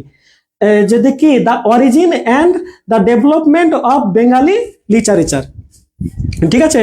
কি বললাম বইটার নাম বলেন? আচ্ছা, the origin and development of Bengali, কি বললাম? লিটারেচার, ও সরি, ল্যাঙ্গুয়েজ। হ্যাঁ, এই যে ভুলভাল বলছি, প্রথম একটা দুইটা ক্লাস একটু আপনারা স্যাক্রিফাইস করবেন, আমার জড়তাগুলোকে একটু অ্যাকসেপ্ট করবেন। The origin and development, the origin and the development, দাদুবার, the origin and the development of Bengali language. এটা কত সালে পাবলিশ হলো? চর্যাপদ, যে ওই যে বঙ্গীয় সাহিত্য পরিষদ থেকে কি পাবলিশ হলো, যে গ্রন্থটা পাবলিশ হলো হরপ্রসাদ শাস্ত্রীর সম্পাদনায়, তার 10 বছর পরে ওডিবিএল প্রকাশ হলো, এবং ওডিবিএল এ ভাষাতাত্ত্বিক ভাবে প্রমাণ হয়ে গেল যে চর্যাপদের ভাষা কি, চর্যাপদের ভাষা। তো এখানে ডাউট কি হয়ে গেল? ক্লিয়ার হয়ে গেল। আর কেউ দাবি করতে পারবে না যে এটা কি তাদের, ঠিক আছে? তো এই তারপরে চর্যাপদের পদ সংখ্যা বা কবির সংখ্যা, এটা তো আমি আলোচনা করেছি যে 23 কার মতে আর 24 কার মতে। 23 জন কি? 23 জন ডক্টর মোহাম্মদ শহীদুল্লাহর মতে পদকর্তা, আর 24 জন হচ্ছে কি ডক্টর সুকুমার সেন। আর ওই যে পদ সংখ্যাও বলেছি 50 আর 51। 50 51 কার? 50টা মনে করবেন ডক্টর মোহাম্মদ শহীদুল্লাহর, কমটা, আর সুকুমার সেনের কত? 51, ঠিক আছে? তো এভাবে মনে রাখবেন। লারি ডম্বিপা কি ছিল? তার নামটা ছিল, কিন্তু লারি ডম্বিপার কোনো পদ পাওয়া যায়নি, ঠিক আছে? তো এখানে দেখেন চর্যাপদের যদি আপনাদেরকে বলা হয়, এখানে প্রশ্ন অনেক ঘুরে ঘুরে আসে, আমি এগুলো একটু মুছে ফেললাম। প্রশ্ন একটু ঘুরে ঘুরে কিরকম আসে দেখেন, চর্যাপদের পদ সংখ্যা কত? চর্যাপদের পদ সংখ্যা তাহলে 50/51 যেটা থাকবে সেটা দিবেন, 50/51 যেটা থাকবে সেটা দিবেন। কিন্তু যদি বলে চর্যাপদের আবিষ্কৃত পদ সংখ্যা কত, চর্যাপদের আবিষ্কৃত পদ সংখ্যা কত, তাহলে এটাতে কি বলবেন বলেন? চর্যাপদের আবিষ্কৃত পদের সংখ্যা কত এটা বললে দেখেন 51 বলেছিল আর 50 বলেছিল। 51 বলেছিল কে বললাম বলেন তো আরেকবার? 51 বলেছিলাম কি সুকুমার সেন, আর 50 বলেছিল ডক্টর মোহাম্মদ শহীদুল্লাহ। তো 51 বলেছিল কে? 51 বলেছিল সুকুমার সেন। তো একজনের তো পাওয়া যায়নি, আমি বলেছি প্রাপ্ত পদ সংখ্যা, প্রাপ্ত পদ সংখ্যা বলেছি, কিন্তু লারিডম্বি পার কি পাওয়া গেছিল? লারিডম্বি পার তো পাওয়া যায়নি, তার জন্য তো ডক্টর মোহাম্মদ শহীদুল্লাহ বলেছিলেন 50। তাহলে আপাত দৃষ্টিতে চর্যাপদের পদ সংখ্যা কত? চর্যাপদের প্রাপ্ত পদ সংখ্যা হলো 50, লারিডম্বি পারটা বাদ দিয়ে। লারিডম্বি পা হচ্ছে চর্যাপদের একজন পদকর্তা, এই অদ্ভুত নাম, ঠিক আছে? আমাদের নামগুলো কিন্তু ওই বাইরের দেশে শ্রীলঙ্কার প্লেয়ারদের শ্রীলঙ্কার মানুষদের কাছে আমাদের নামগুলো কিন্তু কি এরকম হাস্যকর হয়ে যাবে। যেমন ওদের একজনের নাম ওয়েন্ডু হাসারাঙ্গা, ঠিক আছে, কামিন্ডু মেন্ডিস, কি কিছু এ নামের কোনো অর্থ বোঝা যায়? তাদের কাছে তাদের নাম সুন্দর, আমাদের নামগুলোও কিন্তু তাদের কাছে কি একটু অদ্ভুত মনে হবে, ঠিক আছে? তো যাই হোক, তো লারিডম্বি পার পদ বাদে পদ থাকলো কত? 50টা। 50টা পাওয়া গেছে, 50টা মানে পদ ধরা হচ্ছে, কিন্তু 50টার মধ্যেও 23 নাম্বার, 24 নাম্বার, 23, 24, 25, 23, 24 আর কত 25, কয়টা হলো? 3টা, 23, 24, 25, আর আরেকটা আছে, আরেকটা কার? কুক্কুরি আপার। কুক্কুরি আপার কত? 48।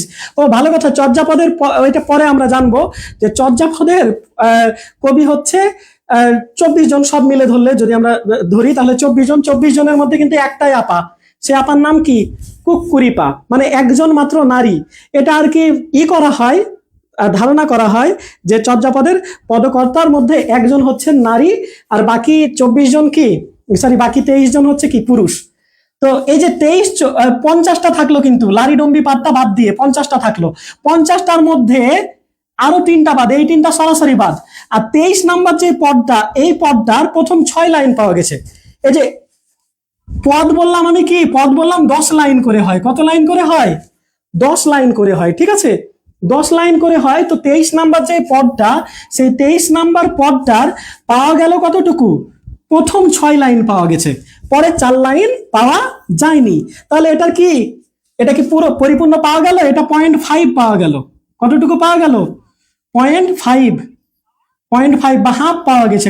কয় নাম্বারটা হাফ পাওয়া গেছে? 23 নাম্বারটা। তো এখানে বাদ গেল কত? এখানে 3টা বাদ গেছে, 24 পাওয়া যায়নি, 25 পাওয়া যায়নি, 48 পাওয়া যায়নি। তো 50 থেকে যদি 3টা বাদ দিয়ে দিই, 47 থাকে। কত থাকে? 47। আর এখানে আরো অর্ধেক বাদ যাবে। 23-এর যে 6 লাইন পাওয়া গেছে, পরে 4 লাইন পাওয়া যায়নি, তো 23-এ কতটুকু পাওয়া গেছে বলেন? 23-এ অর্ধেক পাওয়া গেছে। তো এখান থেকে যদি আপনারা আরো হাফ বাদ দেন, তাহলে কত থাকে? 46.5 থাকে। কত থাকে? 46.5। তাহলে যদি প্রশ্ন এরকম করা হয় চর্যাপদের পদ সংখ্যা কত, তাহলে 50/51 যেটা অপশনে থাকবে সেটা দিবেন। কিন্তু যদি বলা হয় যে চর্যাপদে আবিষ্কৃত পদ সংখ্যা কত, চর্যাপদে আবিষ্কৃত বা প্রাপ্ত পদ সংখ্যা কত, প্রাপ্ত পাওয়া গেছে কতগুলো, তাহলে কিন্তু বলতে হবে 46.5। এরকম কিন্তু প্রশ্নে এসেছে, চর্যাপদের আবিষ্কৃত বা প্রাপ্ত প্রাপ্ত পদ সংখ্যা, প্রাপ্ত কয়টা পাওয়া গেছে, এরকম প্রশ্নে এসেছে। তো তখন আমরা কিন্তু 46.5 দিব, ঠিক আছে? 50-51 কিন্তু দিব না। 50-51 দিয়ে দিব, আর বাসায় এসে একবারে লুঙ্গি ড্যান্স দিব, আরে বাবা আমার তো হয়ে গেছে। কিন্তু আসলে প্রশ্নটা কি খেয়াল করতে হবে যে এখানে কি বলছে, চর্যাপদের মোট পদ সংখ্যা বলেছে নাকি আবিষ্কৃত বা প্রাপ্ত পদ সংখ্যার কথা বলেছে, ঠিক আছে? তো এখানে একটু মনে রাখবেন যে এটা কি কি, এটা এভাবে মনে রাখবেন যে ভুকা তুকু। কি কি মনে রাখবেন বলেন? ভুকা তকু। কিভাবে মনে রাখবেন বলেন? ভুকা তকু, ভুকা তকু। এই যে ভুকা, ভুকা তকু এভাবে মনে রাখবেন। আমি এখানে একটু লিখছি ভুকা, আপনাদের সিটে লেখা আছে, আমি একটু তবু লিখে দিচ্ছি ভুকা তকু। এই যে ভু, তার মানে 23 নাম্বারটা কার? ভুসুকুপার। 24 নাম্বারটা কার? কা দিয়ে কি? কানহোপা। আর ত দিয়ে কি? তন্ত্রীপা। আর ক দিয়ে কে? কুক্কুরিয়াপা। কুক্কুরিয়াপা কি চর্যাপদের একমাত্র মহিলা কবি হিসেবে ধরা হয় কাকে? আমাদের কুক্কুরিয়াপুকে, ঠিক আছে? এই যে টোটাল পদকর্তা কতজন বলা হচ্ছে? 24 বা মতান্তরে 23 জন। তো এই যে 24 জন যদি ধরা হয় তাহলে 23 জনই কি ছেলে আর একজন হচ্ছে মেয়ে হিসেবে কল্পনা করা হয়। তার যেই লেখনীগুলো, তার যেই লেখাগুলো, সেই লেখার স্টাইল, লেখার ধরন, এগুলো বিচার বিশ্লেষণ করে ধরে নেওয়া হয় যে তিনি একজন কি ছিলেন, মেয়ে মানুষ ছিলেন, মহিলা মানুষ ছিলেন। ঠিক আছে, তো এখানে ভুকাটুকু, ভুসুকুপা, আর কি কি মনে রাখবো বলেন? ভুসুকুপা, কানহোপা, তন্ত্রিপা আর কুকুরিয়াপা। ঠিক আছে, এভাবে আমরা মনে রাখবো যে চর্যাপদের যে পদগুলো পাওয়া যায়নি। আর আরেকটা পদ পাওয়া যায়নি, সেই পদটা কি? সেটা তো লারিডম্বিপা। বলেছিলাম যে তার নামটা আছে কিন্তু তার কোনো পদ পাওয়া যায়নি। আচ্ছা, কি কি কমেন্ট এসেছে, কমেন্ট অনেকক্ষণ থেকে দেখে নি। আচ্ছা, দ্য টাইম ওয়েস্ট করার জন্য ওই কমেন্ট। আচ্ছা, নিপা আপু, সুনীতি কুমার, ওডিবিএল গ্রন্থে, আচ্ছা, origin of development of Bangla language, আচ্ছা, সুনীতি কুমার, সবাই কমেন্ট করেছেন। Arman Hossain, origin and development, Kazi Mahfuz, ওডিবিএল, Rifat Masud, ওডিবিএল, origin Bangla language. Sir, এটাই সুনীতি কুমারের। আচ্ছা, সুনীতি তিসরায়। আচ্ছা, আমি রহিম 50। আচ্ছা, কামরুন নাহার 46.5। সারে বানানটা ঢয় শূন্য র দিবেন, ঠিক আছে? ডয় শূন্য র দিবেন, ঠিক আছে? বয় শূন্য না। আচ্ছা, শাহরিয়ার 50, 46.5, 46.5, 46.5, 23-এর অর্ধেক, 23-এর অর্ধেক মানে 23-এর কয়টা? 6টা। লাউহি মাহফুজ ভাই 46.5, 46.6। ওকে ভাইয়া, 46.5। আচ্ছা, তিয়াশা রয় 46.6, 46.5 হয় না ভাইয়া, 46.5 বলবেন। আচ্ছা, 6 লাইন ওই সেন্সেও বলা যায়। যেমন ওভারের কথা তো বললাম যে যখন 6 ওভার 5 বল হয় তো 6.5, 6 ওভার 3 বল হলে 6.3। ঠিক আছে, ওই সেন্সে বলা যায়। কটাটা? 46.5টি হবে। জি ভাই, 50, 51, 24, 28, 24, 28 কেন গো ভাই? 28 তো পাওয়া গেছে ভাইয়া। এভাবে মনে রাখবেন, কাছাকাছি কাছাকাছি পাতাগুলো নষ্ট হয়ে গেছিল। 23, 24, 25। আর একটা ছিল আপনার 48, 48টা একটু মনে রাখবেন, কুকুরিয়াপা। কুকুরিয়াপা কিন্তু খুবই ভাইরাল। একাই যেহেতু, ব্যতিক্রম যেহেতু, সেখান থেকে প্রশ্ন আসতে পারে। ঠিক আছে, এই জিনিসটা একটু মনে রাখবেন। আচ্ছা, ভূত কাকু, হ্যাঁ, ভূত কাকু দিয়েও মনে রাখবেন। কিন্তু ভূত কাকু, হ্যাঁ, এই যে ভূত কাকু তো এলোমেলো হয়ে যায়। ঠিক আছে, ভূত কাকু এলোমেলো হয়ে যায় না, তাই ভুকাতুকু মনে রাখবেন। ভূত কাকু কে করেছেন? হীরামণি। ঠিক আছে, থ্যাংক ইউ। এরকম নিজেরা যেভাবে মনে রাখতে পারেন। এবার টেকনিক্যালি আসলে সবার তো ব্রেন সেম শার্প না। ঠিক আছে, 24 পদকর্তার নাম কোথায় পাবো স্যার? 24 পদকর্তার নাম আমার সিটেই পাবেন বড় ভাই। আমি রহিম বলছি, হ্যাঁ রহিম। রহিম ভাই, আপনি পাবেন, কি পাবেন? আমাদের সিটে পাবেন। বা আপনারা কিন্তু সিটের উপর নির্ভরশীল হয়ে থাকবেন না। আমার তো বই রিলিজ হবে, আমার বই রিলিজ হবে। বই রিলিজ হতে হতে হচ্ছে 3 মাস মতো লাগবে। 3 মাস মতো লাগবে, তো আপনাদের তাও বই দেব, সমস্যা নেই। আর তার আগে আপনারা সিট থেকে পড়বেন, একটা বাজারের কিন্তু বই করবেন। আমি তো প্রশ্নগুলো সলভ করে দিব, কিন্তু আপনি কি ওগুলো স্ক্রিনশট নিয়ে পড়বেন? স্ক্রিনশট নিয়ে পড়বেন না তো। আপনার একটা বই থাকতে হবে না? বই, একটা বাজারের বই কিনবেন। ঠিক আছে, সাহিত্যের জন্য রানা ঘোষের বই কিনতে পারেন। সৌমিত্র শেখরের স্যারের বই খুবই ভালো সাহিত্যের জন্য। উনারা আমার শ্বশুর বা ভাই ব্রাদার কেউ লাগে না। ঠিক আছে, তো উনাদের বই কিনলে যে আমার লাভ হবে তা না। বইগুলো ভালো, তাই আপনাদেরকে সাজেস্ট করছি। ঠিক আছে, আপনারা আবার ভাববেন যে স্যার প্রমোট করছে, সে পেইড বেচে, বিজনেস করছে, তাই না? কতজন যে কত কথা বলেন। আচ্ছা, আমরা আর অল্প একটু পড়বো। আসলে প্রথম অংশে কিছু আগিয়ে রাখতে পারলে আমাদের আজকে একটু অল্প হতো, কিন্তু আজকে আমাদের একটু বেশি পড়তে হবে। এখন আমাকে একটা কথা বলেন যে চর্যাপদের কবি, আচ্ছা, যদি আপনাকে প্রশ্ন করা হয় যে চর্যাপদের বলেন যে চর্যাপদের যদি বলা হয় আদি কবিকে, চর্যাপদের আদি কবিকে বলেন তো, আদি কবিকে বলেন, চর্যাপদের আদি কবিকে বলেন, চর্যাপদের আদি কবিকে। আর যদি বলা হয় চর্যাপদের প্রাচীন প্রাচীন কবিকে, এই দুটার উত্তর কি দেবেন? চর্যাপদের আদি কবিকে আর চর্যাপদের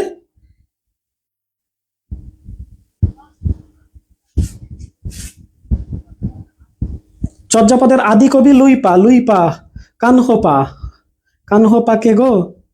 তিয়াশা রয়। চর্যাপদের আদি কবি লুইপা। আচ্ছা, আদি লুইপা, জয়া সাহা লুইপা, সাখাওয়াত হোসেন লুইপা, হীরামণি, মুসলিমা তাবাসসুম, চৌধুরী ভাইয়া, নাহার, সবাই লুইপা। সাবাস। আর প্রাচীন কবি কে, এটা বলেন, প্রাচীন কবি কে বলেন, প্রাচীন কবি কে বলেন, প্রাচীন, প্রাচীন সবর পা। তাহলে এটা প্রথমটা হবে লুই পা, আর প্রাচীন হবে সবর পা। হ্যাঁ, প্রাচীন হবে সবর পা। যারা বয়স্ক মানুষ, প্রাচীন মানুষ, তাদের কি সবর বা ধৈর্য কি কম না বেশি? তারা তো আর পোলাপাইনের মতো হবে না, তাদের সবর কি হবে, বেশি হবে, সবর পা। তো সবর পা এই আদি কবি মানে ইনি প্রথম পদটা রচনা করেছেন। আদি কবি মানে কি ইনি কোন কয় নম্বর পদ রচনা করেছেন? প্রথম, প্রথম পদ। যদি আপনাকে বলা হয় চর্যাপদের 1 নং পদের রচয়িতাকে বা চর্যাপদের প্রথম পদের রচয়িতাকে, তখন আপনি বলবেন লুইপা। বা যদি বলা হয় আদি কবিকে, তখন বলবেন লুইপা। আর যদি বলে চর্যাপদের প্রাচীন কবিকে বা সবচেয়ে বয়োজ্যেষ্ঠ কবিকে, তখন বলবেন সবরপা। প্রাচীন মানে হচ্ছে যিনি বয়সে সবচেয়ে সিনিয়র, মুরব্বী। ঠিক আছে, মুরব্বীরা সবর করতে পারে, তার জন্য প্রাচীন কবিকে, প্রাচীন হচ্ছে সবচেয়ে বয়স্ক, সিনিয়র, ঠিক আছে, বয়সে বড়, ইনি হচ্ছে সবরপা। তাহলে চর্যাপদের কি কবি বলেন? চর্যাপদের হচ্ছে আদি কবি আর প্রাচীন কবি। আমরা এই ডাউটটা ক্লিয়ার হলাম। এখন আমরা জানবো যে যদি বলা হয় চর্যাপদের সবচেয়ে শ্রেষ্ঠ কবিকে বলেন, চর্যাপদের সবচেয়ে শ্রেষ্ঠ পদকর্তাকে বলেন, শ্রেষ্ঠ কবি বা পদকর্তাকে, এটা বললে কি বলবেন দেখি? চর্যাপদের শ্রেষ্ঠ গুণগত মান বিচার করে কার পদগুলো সবচেয়ে সেরা বলেন, তিনি হচ্ছে শ্রেষ্ঠ কবি। কে? চর্যাপদের শ্রেষ্ঠ কবিকে বলেন। গুণগত, ভাষাগত, ভাবগত, যেই সবকিছু বিচার বিবেচনা করে তাকে শ্রেষ্ঠ করা হয়েছে। শ্রেষ্ঠ কে? শ্রেষ্ঠ শেষ কবি। আচ্ছা, শেষ কবি জিজ্ঞাসা করেছেন আরমান হোসেন ভাইয়া। শেষ কবি, এই যে 50 নম্বর, 1 নাম্বারটা তো রচনা করেছেন কে? লুইপা, 1 নং পদ। আর সর্বশেষটা এই সবরপা রচনা করেছেন। কে রচনা করেছেন? সবরপা রচনা করেছেন, ঠিক আছে। আচ্ছা, হক রেজাউল বলেছেন কানহোপা, মুসলিমা তাবাসসুম কানহোপা, চৌধুরী ভাইয়া কানহোপা, কানহোপা। এই যে আমরা কিন্তু কানহোপাদের দোহা বা কৃষ্ণাচার্যের যেটা দোহা পড়েছিলাম, সেটাও কিন্তু কানহোপাদের। কিন্তু আমাদের ভাগ্য ভালো, চর্যাপদ বাদে বাকি 3টা, ওই যে 1960 সালে যে কয়টা আবিষ্কার করা হলো, 4টা গ্রন্থ আবিষ্কার করা হলো। চর্যাপদ, তারপর আরো কি কি ছিল? সরহপাদের দোহা, কৃষ্ণচার্যের দোহা, আর একটা ছিল ডাকার্ণব। এই চর্যাপদ বাদে বাকিগুলো কিন্তু বাংলা সাহিত্যের না, বাংলা ভাষায় লেখা না। 1926 সালে সুনীতি কুমার চট্টোপাধ্যায় ওডিবিএল গ্রন্থে কি শুধু বাংলারটা প্রমাণ করতে পারছেন যে এটা কি আমাদের বাংলা ভাষার আদি নিদর্শন, ভাষাতাত্ত্বিক গবেষণা করে। কিন্তু বাকিগুলো সেটা গবেষণা করে প্রমাণ করা যায়নি। তার জন্য কিন্তু আমাদের ভালো হয়েছে যে প্রাচীন, আমাদের কি প্রাচীন যেই সাহিত্য, বাংলা সাহিত্যের যে 3টা ভাগ, আধুনিক যুগ, মধ্যযুগ, প্রাচীন যুগ, প্রাচীন যুগে একটা গ্রন্থেই প্রাচীন যুগ শেষ। আধুনিক যুগ পড়তে পড়তে তো আপনি পানি পানি হয়ে যাবেন। থাক, প্রথমে এত ভয় দিচ্ছি না, মানে অনেক বেশি, কিন্তু অনেক পরিশ্রম করা লাগবে আপনাকে 15 মার্ক পাওয়ার জন্য। আধুনিক যুগের সাহিত্যে কত মার্ক বলেছিলাম? সাহিত্যে আছে 20 মার্ক। তার মধ্যে হচ্ছে মধ্যযুগ আর প্রাচীন যুগে হচ্ছে আপনার কয় মার্ক? 5 মার্ক। তার মধ্যে এই প্রাচীন যুগ থেকে, চর্যাপদ থেকে একটা প্রশ্ন কনফার্ম, কোনো বিসিএস এ 2টা প্রশ্ন এসেছে, ঠিক আছে, কোনো বিসিএস এ 2টা প্রশ্ন এসেছে। আচ্ছা, প্রাচীন কবি সবরপা আর টেন্ডনপা শ্রেষ্ঠ, ঢেন্ডনপা। আচ্ছা, ঢেন্ডনপা শ্রেষ্ঠ না ভাইয়া, সবরপা শ্রেষ্ঠ না। আচ্ছা, শ্রেষ্ঠ হচ্ছে কানহোপা। শ্রেষ্ঠ হচ্ছে কে বলেন? কানহোপা। কানহোপা তার লেখার কোয়ালিটি যেমন ভালো, কোয়ান্টিটিতেও বেশি। তিনি সবচেয়ে বেশি পদ রচনা করেছেন। যদি বলে শ্রেষ্ঠ কবি কে, তাহলে কানহোপা। যদি বলছে সবচেয়ে বেশি পদ রচনা করেছেন কে, তবুও কানহোপা। ঠিক আছে, চর্যাপদের সেরা কবিকে, শ্রেষ্ঠ কবিকে কানহোপা। বা যদি বলা হয় যে সবচেয়ে বেশি পদ কে রচনা করেছেন, কানহোপা। কানহোপা কয়টি পদ রচনা করেছেন একটু বলেন তো কেউ কমেন্টে। কানহোপা কয়টি পদ রচনা করেছেন একটু কমেন্টে জানান কেউ। কানহোপা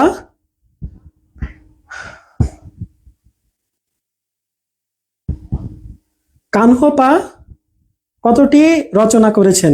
13টি। জুলেখা সাথী, থ্যাংক ইউ। 13টি কানহোপা রচনা করেছেন। কতটি? 13টি গ্রন্থ রচনা করেছেন। আচ্ছা, বাংলিশ হয়ে যাচ্ছে, 13টি। আচ্ছা, এবার বলেন। আচ্ছা, Rashedul, Zulekha Chowdhury, Zahurul Islam, Kamrun Nahar, Debabrata Mahanta, Nazmul Islam, Mohammad Mahmudul Hasan, Susmita Das, Arman Hossain, Mahmuda Akter, Muslima Tabassum, S M Swarna. 13। Unlucky 13 কেন? 13 তো লাকি। সব প্লেয়ারদের নাম্বার দেখেন না, 13 হয়। হ্যাঁ, 13, 7, 10, 9, এগুলো তো লাকি লাকি নাম্বার সবার, আপনার আনলাকি কেন?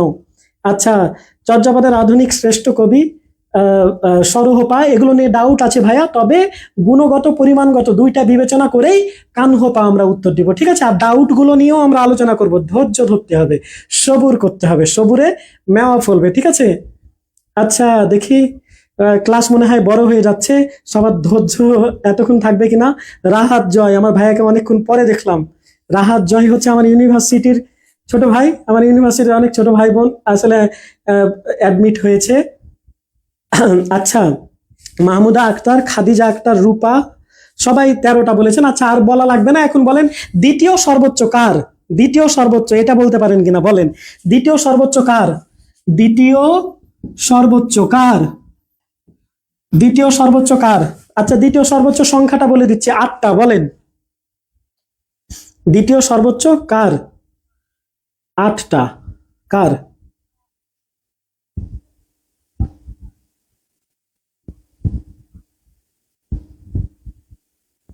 ভাই কেউ বলেছে শ্রেষ্ঠ কবি কানহপা, আবার কেউ বলেছে সবরপা।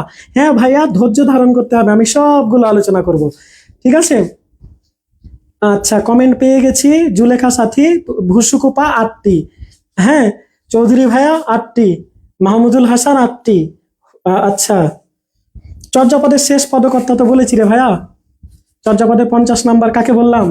এই যে প্রাচীন যিনি, তিনিই হচ্ছে চর্যাপদের শেষ, সবরপা, হ্যাঁ, সবরপা। আচ্ছা, ভুসুকুপা, ভুসুকুপা, ভুসুকুপা, সবাই 8টা বলছে, ঠিক আছে, সবাইকে থ্যাংক ইউ। আচ্ছা, ভুসুকুপার পরে কে বলেন? ভুসুকুপা লিখেছে, দ্বিতীয় সর্বোচ্চ হচ্ছে ভুসুকুপা, ভুসুকুপা, ভুসুকুপা হচ্ছে 8টা। আচ্ছা, এনার নাম কিন্তু ভুসুকাপা না, এনার নামটা, এনার প্রকৃত নাম কেউ বলতে পারেন? ভুসুকুপার প্রকৃত নাম বলতে পারেন কেউ? ভুসুকুপার প্রকৃত নাম কিন্তু কি বলেন তো কেউ?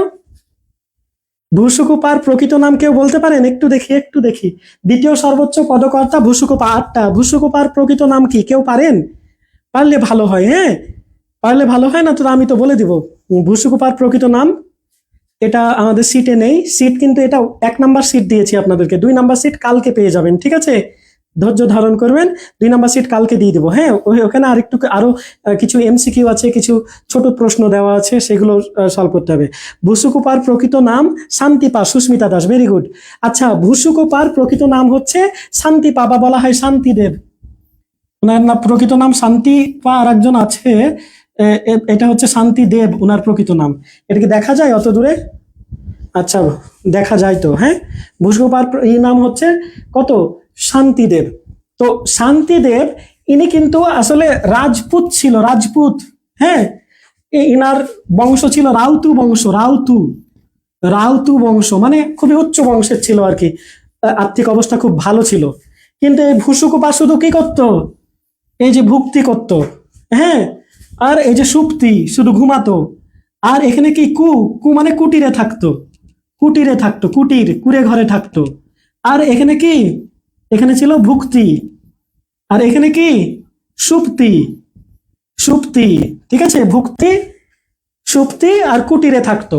তার জন্য ওনাকে, যেমন আপনারা আপনারা যেমন একজন মোটা মানুষকে দেখলে বলেন এ মোটকু, পাতলা মানুষকে দেখলেন এ পাতলু, ঠিক আছে? তারপর একটা স্বামীকে দেখলেন মোটা, আর তার বউকে দেখলেন কি পাতলা, তাহলে ওদের সম্পর্কটাকে বলে দিবেন মোটামুটি, নাকি? বা দুইজনই মোটা। যাক, এরকম করে আপনারা অনেক সময় বুলিং করেন না, যেটা করা একদম ভালো না, ঠিক আছে? সৃষ্টিকর্তা সৃষ্টি সবাই সুন্দর, ঠিক আছে? যাই হোক, তা আমি এমনি আপনাদের বোঝার জন্য বললাম আর কি, ক্ষমা করবেন, কেউ অন্য মাইন্ডে নেবেন না। ভুসুকুপা, তো ওনার নামটা আসলে শান্তিদেব ছিল, উনি রাউতু রাজবংশের, মানে খুব উচ্চ বংশের। আর উনার ব্যাপারে একটু ডিটেলস বলছি, এই ব্যাপারগুলো আমাদের জন্য জানা জরুরি। উনি শুধু খেত, ভুক্তি করতো, সুপ্তি, শুধু ঘুমিয়ে থাকতো, আর কুটিরের মধ্যে থাকতো, অলস, অলস টাইপের মানুষ ছিল, ঠিক আছে? তার জন্য তাকে তার আশেপাশের সাঙ্গপাঙ্গ, বা তার যারা আশেপাশের ভাই ব্রাদাররা, অন্যান্য পদকর্তারা তাকে কি বলতো? ভুসুকু বলে ডাকতো। এই যে এই 3 কারণে আর কি, ঠিক আছে? তো এই ইনার কিন্তু আরেকটা কারণে ইনি কুক্কুরি পার মতো ইনিও ভাইরাল। কেন? কারণ উনি 49 নম্বর পদে। এগুলো আমরা কালকে আর একটু সময় পেলে, আধা ঘন্টা সময় পেলে আমরা আলোচনা করব। বেশি সময় কালকে ক্লাস নিব না, আধা ঘন্টা কালকে বা পরশু আমি নোটিশ দিয়ে জানিয়ে দিব, ঠিক আছে? তো উনি একটা পদে বলেছিল, আজি ভুসুকু বাঙালি ভৈলি, আজি ভুসুকু বাঙালি ভৈলি, নিয় ঘরণী চন্ডালে লেলি। আজি ভুসুকু বাঙালি ভৈলি মানে আজ থেকে ভুসুকু কি বাঙালি হলো। তাহলে চর্যাপদের কোন কবি নিজেকে বাঙালি বলে দাবি করেছে? সেটা হচ্ছে ভুসুকুপা। আজি ভুসুকু বাঙালি ভৈলি, নিয় ঘরণী চন্ডালে লেলি। নিয়, নিয় মানে নিজ, আর ঘরণী ওই যে আপনারা একটা গান শুনেননি যে আমার গরুর গাড়িতে কি বউ সাজিবে, কি এই যে এরকম গান ছিল, তখন ওই মেয়েটা বলে আরে করবো না তো কোনো দিনও বিয়ে, আরে যাবো তোমায় শ্বশুর বাড়ি নিয়ে।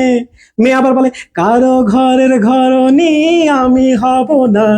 এই যে ঘরণী, ঠিক আছে, নিয় ঘরণী চন্ডালে লেলি মানে বাংলা জাতটাকে, বাঙালি জাতিটাকে নিচু নিচু জাত হিসেবে তখন বিবেচনা করা হতো। আমরা কিন্তু চর্যাপদের মাধ্যমে বাংলার আর্থসামাজিক অবস্থা, বাংলার সাংস্কৃতিক অবস্থা, ঠিক আছে, রাজনৈতিক অবস্থা, বিভিন্ন মানুষদের পেশা, এই বিভিন্ন ব্যাপারগুলো কিন্তু আমরা এই বা ভাষা, সবচেয়ে বড় যে বিষয়টা, সেকালের মানুষের ভাষা, আচার আচরণ, এগুলোর ব্যাপারেও কিন্তু ধারণা পাই।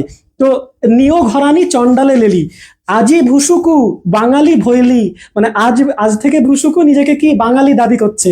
নিয় ঘরণী মানে তার নিজ ঘরণীকে কি সে চন্ডালে নিচু জাতে নামিয়ে আনলো, ঠিক আছে, এরকম।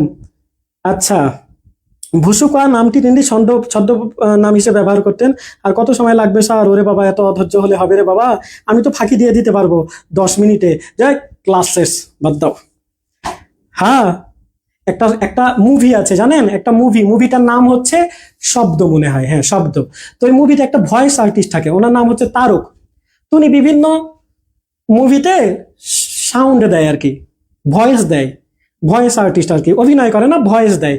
তো একটা চায়ের কাপ, নায়ক হচ্ছে চা খাচ্ছে, তো সেই চায়ের কাপের একটা কি শব্দ হচ্ছে, চায়ের কাপটা খেয়ে নায়ক যে চায়ের কাপটা রাখবে টেবিলে, তো সেটার জন্য একটা শব্দ হবে।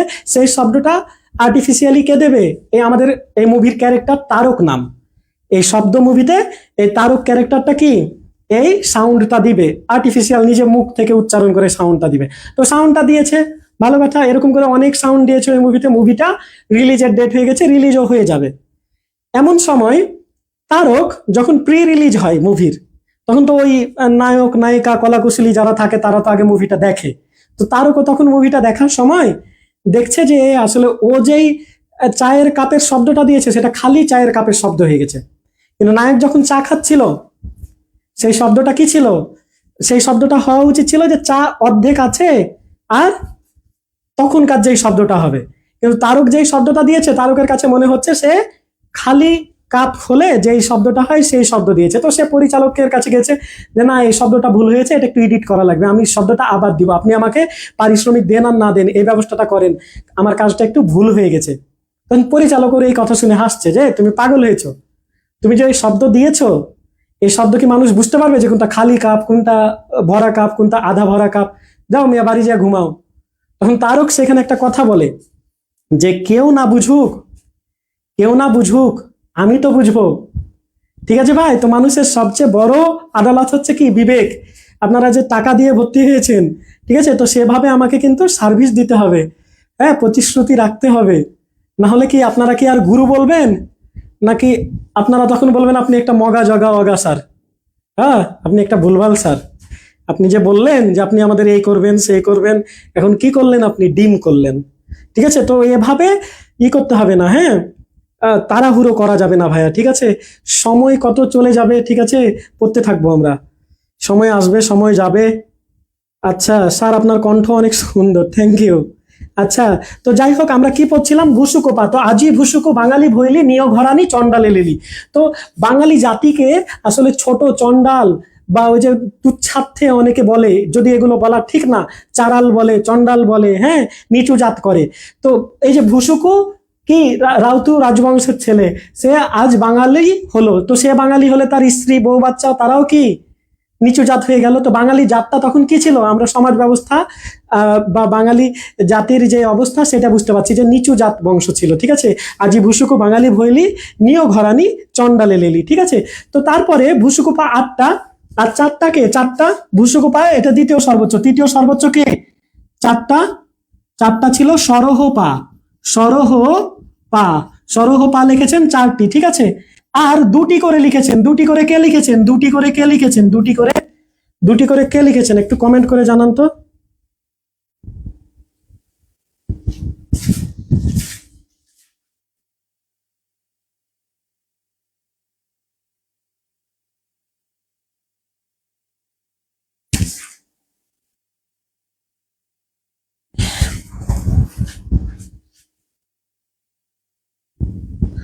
দুটি করে কে লিখেছেন একটু কমেন্ট করে জানাবেন, 2টি করে। আচ্ছা, কমেন্ট গুলো দেখা যাচ্ছে না কেন? নেটে কি প্রবলেম হলো?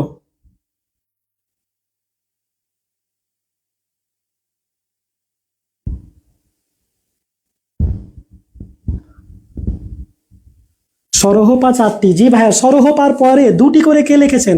লুইপা, লুইপা 2টি লিখেছেন। সবরপা লিখেছেন, শান্তিপা লিখেছেন, মুসলিমা তাবাসসুম। হ্যাঁ, ফিউচার বিসিএস ক্যাডার ইনশাল্লাহ, ঠিক আছে। খুবই অ্যাক্টিভ আর ও খুব ভালো স্টুডেন্ট, ঠিক আছে। ইনশাল্লাহ আপু এভাবে চালিয়ে যেতে হবে। তবে আপনাদের সবাইকে, শুধু এই আমার আপুকেই না, আপনাদের সবাইকে, এই যে এখন দেখা গেছে 60-70 জন ক্লাসে, কিন্তু দেখা যায় কোর্সের শেষের দিকে যায় আর খুঁজে পাওয়া যায় না ভাই, সেই স্পিড কমে যায়, ঠিক আছে। ওই যে যখন আপনারা ওয়াজ মাহফিল শুনেন যে সব হাজি হয়ে যায়, আরে বাবা নামাজ পড়তে হবে, এই করতে হবে, সেই করতে হবে, 2 দিন পরে সেই সব শেষ। লুইপা, সবরপা, শান্তিপা, লুই, শান্তি, হ্যাঁ, কে কে? লুই, শান্তি আর সবর। লুই, শান্তি আর কে? সবর। লুই, পাপা লাগাই দিন, লুই, সবর আর শান্তি, ইনারা কয়টা করে? 2টা করে।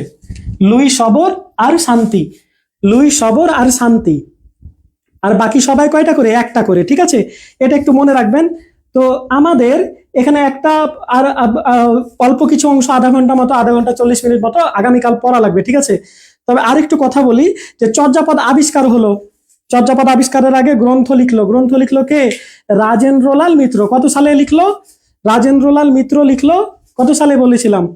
1882 সালে, ঠিক আছে। তো ওনার মৃত্যুর পরে দায়িত্বটা পড়লো মহামহোপাধ্যায় হরপ্রসাদ শাস্ত্রীর উপর। তিনি 97 সালে একবার গেলেন, ঠিক আছে। 1897 সালে একবার গেলেন, তারপরে 1800 কত সালে গেলেন? 98 সালে একবার, আরেকবার গেছেন কত সালে?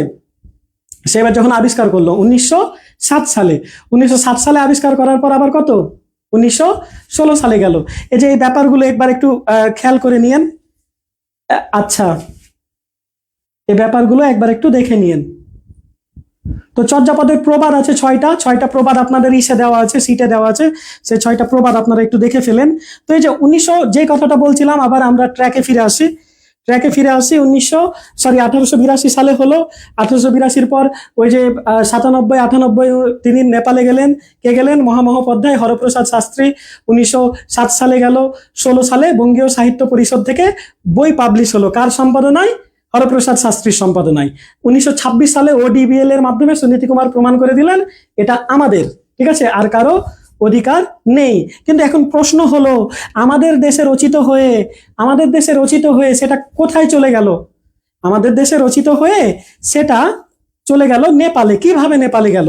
তো আমাদের এটা একটা ব্যাড লাক যে আমাদের আবহাওয়া, আমাদের জলবায়ু একটু আর্দ্র। এখানে যেই উপকরণে, এই তাল পাতার উপর, বা আগের যুগে তো এত সুলভ ছিল না খাতা কলম, তো যেগুলোর উপরে লেখা হতো আর কি, সেগুলো এই আর্দ্রতার মধ্যে ভালো থাকতো না, নষ্ট হয়ে যেত। তো সিমিলারলি এই আমাদের দেশে তাই সেই উপকরণগুলো পাওয়া গেল না, এটাও একটা কারণ। আর আরেকটা কারণ হচ্ছে, যখন চর্যাপদ লেখা হয় ধরা হয় সেটা পাল শাসন আমলে। বাংলার আপনারা সাধারণ জ্ঞানে এগুলো পড়েছেন, পাল যুগ, হ্যাঁ, পাল শাসন আমল আপনারা পড়েছেন। পাল শাসন আমলের সর্বশ্রেষ্ঠ শাসক কে? ধর্মপাল। কি নাম? ধর্মপাল। ধর্মপাল, পাল এই সাম্রাজ্যের সর্বশ্রেষ্ঠ। আর পাল বংশ কিন্তু কি ছিল? বৌদ্ধ ধর্মের ছিল। এটা কিন্তু মনে রাখা লাগবে। ও দেখা যায় কিনা, আবার লিখে তো ফেলছি সব। লিখে তো ফেললে হবে না, দেখা যায় কিনা সেটা দেখতে হবে। পালরা কি ছিল? বৌদ্ধ। তো বৌদ্ধ তো বৌদ্ধ ধর্মের যে শাসকরা, তারা তো বৌদ্ধ সাহিত্য সংস্কৃতিতে, বৌদ্ধ ধর্মচর্চায় তারা কি রাখবেন, ইতিবাচক অবদান রাখবেন, তাই না? তো পাল রাজার বা এই ধর্মপালের পৃষ্ঠপোষকতায় আসলে এই চর্যাপদটা লেখা হয়, এরকমটা ভাষাতাত্ত্বিকরা কি করেছেন, গবেষণা করেছেন। তো তখন যেই এই বৌদ্ধ সিদ্ধাচার্যগণ, তখন কিন্তু আসলে এটা আমাদের নওগাঁ, কোথায় বললাম, নওগাঁ যে পাহাড়পুর বা যেটাকে আমরা বলি সোমপুর মহাবিহার, ঠিক আছে, সেখানে কিন্তু এই যে পাল রাজা ধর্মপাল, তার আমলে পাল রাজাকে পাল বংশের শ্রেষ্ঠ শাসক কিন্তু এই ধর্মপালের আমলে কি করা হলো, ওই চর্যাপদগুলো রচনা করা শুরু হলো। তাহলে চর্যাপদ রচিত হয়েছে কোথায়? বাংলাদেশে, আরো স্পেসিফিক ভাবে কোথায়? নওগাঁর পাহাড়পুর তথা সোমপুর মহাবিহারে, ঠিক আছে। কে? পাল বংশের বা এই পাল শাসনের আমলে। তো পাল বংশের যখন পতন হয়, তখন বাংলায় কোন শাসন আসে? আপনারা সাধারণ জ্ঞানে এগুলো পড়েছেন, সেন শাসন আমল আসে। তো পাল বংশ থেকে সেন বংশে ভিন্ন ধর্মের ভিন্ন শাসক গোষ্ঠী যখন আসবে, তখন সেখানে কিন্তু ভিন্ন মতাদর্শের মানুষদের সে আমলে একটু টিকে থাকা কিছুটা টাফ ব্যাপার ছিল। তারপরে তারা ধৈর্য ধারণ করেছিল সেন শাসন আমল। সেনরা ছিল কোন ধর্মাবলম্বী? হিন্দু ধর্মাবলম্বী। তো তখন তো আর কি এরকম সাপোর্ট পাবে না এই বৌদ্ধ সিদ্ধাচার্যগণ। পালদের বংশ মানে ধর্ম ছিল বৌদ্ধ, এবং এই বৌদ্ধ সিদ্ধাচার্যগণকে পাল বংশ যেরকম সাপোর্ট দিত, সেন বংশ কি সেরকম সাপোর্ট আসবে? আসবে না, ঠিক আছে।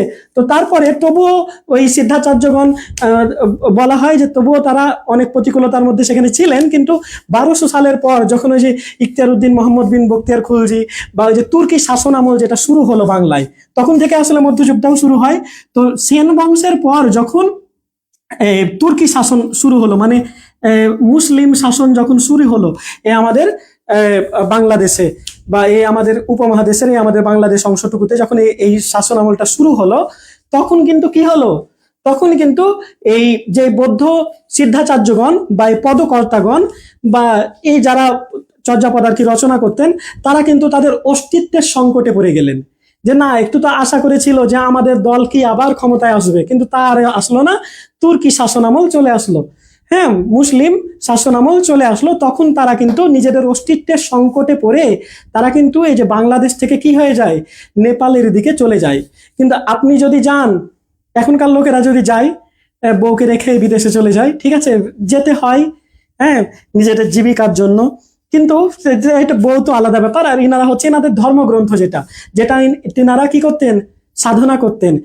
তারা যখন নেপালে চলে যাবেন নিজেদের রক্ষা করার জন্য, নিজেদের আর কি অস্তিত্ব রক্ষা করার জন্য, নিজেদের ধর্ম ঠিকমতো পালন করার জন্য তারা যখন চলে যাবেন, তো তাদের যেই ধর্মগ্রন্থ না আর কি, তাদের যেই সাধন সঙ্গীত, এটাকে বলা হয় সাধন সঙ্গীত। সঙ্গীত কেন বলা হয় পরে আমরা জানবো। তো তাদের যেই চর্যাপদ, তাদের যে রচিত গ্রন্থ, সেটা কি সেখানে রেখে যাবেন না। তো তারা কি করলো, তারা তাদের সাথে করে তাদের সেই গ্রন্থটা নিয়ে চলে গেল। আচ্ছা, তারা কি কমেন্টগুলো অনেকক্ষণ দেখিনি। সেন বংশ সনাতন ধর্ম, ধন্যবাদ। আচ্ছা, তো যখন কি হলো, রাহাত জয়, রিফাত মাসুদ, ধন্যবাদ। আচ্ছা, তো তারা যখন চলে গেল, তারা কিন্তু তাদের সাথে করে কি নিয়ে গেল, তারা তাদের সাথে করে তাদের এই চর্যাপদ যেটা তাদের ছিল সেটা তারা সাথে করে নিয়ে গেল, ঠিক আছে। তো সাথে করে নিয়ে গেল, তো সাথে করে যখন নিয়ে যাবে, তারা তিব্বতে চলে গেল, নেপালে কেউ চলে গেল, এরকম আশেপাশের বিভিন্ন জায়গাগুলোতে তারা ছড়িয়ে পড়লো। তো যখন তারা নেপালে গেল আর কি, নেপালেও কিন্তু তখন বৌদ্ধ ধর্ম, কোন ধর্ম, বৌদ্ধ ধর্ম। তো বৌদ্ধ ধর্মের মানুষেরাই আবার বৌদ্ধ ধর্মের সিদ্ধাচার্যগণ কিন্তু এসেছেন, যেই সেই যদুমধু কদু না, কিন্তু তারা বৌদ্ধ ধর্মের সিদ্ধাচার্যগণ। তো তাদের মর্যাদা তো সেখানে অনেক বেশি হবে, তাই তারা সেখানে রাজ দরবারে বা রাজ পরিবারে এগুলোতে তারা কি করেছিলেন, স্থান পেয়েছিলেন। পরবর্তীতে এই সূত্র ধরেই কিন্তু 1907 সালে কি সেটা আবিষ্কার হলো যে বৌদ্ধ ধর্মে তারা ছিল, এবং বৌদ্ধ ধর্মে তো তারা অ্যারিস্টোক্রেট সোসাইটিতে যাবে, হাই সোসাইটিতে যাবে, ঠিক আছে। তো ওখান থেকে ওই রাজাদের ওই আশেপাশে এগুলোতে তল্লাশি করা লাগবে আমাদের চর্যাপদকে, তাহলে পেতে পারি। ওই যে 1882 সালে কিছু ক্লু দেওয়া ছিল কিন্তু, কি ওই মহামহোপাধ্যায় হরপ্রসাদ শাস্ত্রীর আগে রাজা রাজেন্দ্রলাল মিত্রের বইয়ে। তো এই সূত্র ধরেই কিন্তু 1907 সালে কি এই চর্যাপদটা আবিষ্কার করা হয়। অনেকবার যাওয়ার পরে 1907 সালে অবশেষে কে কোথায় চলে গেল, এই 1907 সালে সেটা রয়্যাল লাইব্রেরিতে, কার? নেপালের যে রাজা ছিল, রয়্যাল লাইব্রেরিতে পাওয়া গেল। আমরা চর্যাপদের প্রবাদ বাক্যগুলো জানবো, চর্যাপদের বেশ কিছু আমরা পদ বিশ্লেষণ করব, ঠিক আছে? আমরা বেশ কিছু পদও পড়বো, পাশাপাশি চর্যাপদের বেশ কিছু নাম আছে, চর্যাশ্চর্য বিনিশ্চয়, চর্যা গীতিকোষ, চর্যা আসলে কাব্য নাকি চর্যা গান, এগুলো আমরা লাস্ট আর 40 মিনিট মতো একটা ক্লাস হবে, কালকে বা পরশু নিয়ে ফেলবো, ঠিক আছে, ব্যাকরণ পার্টের আগে।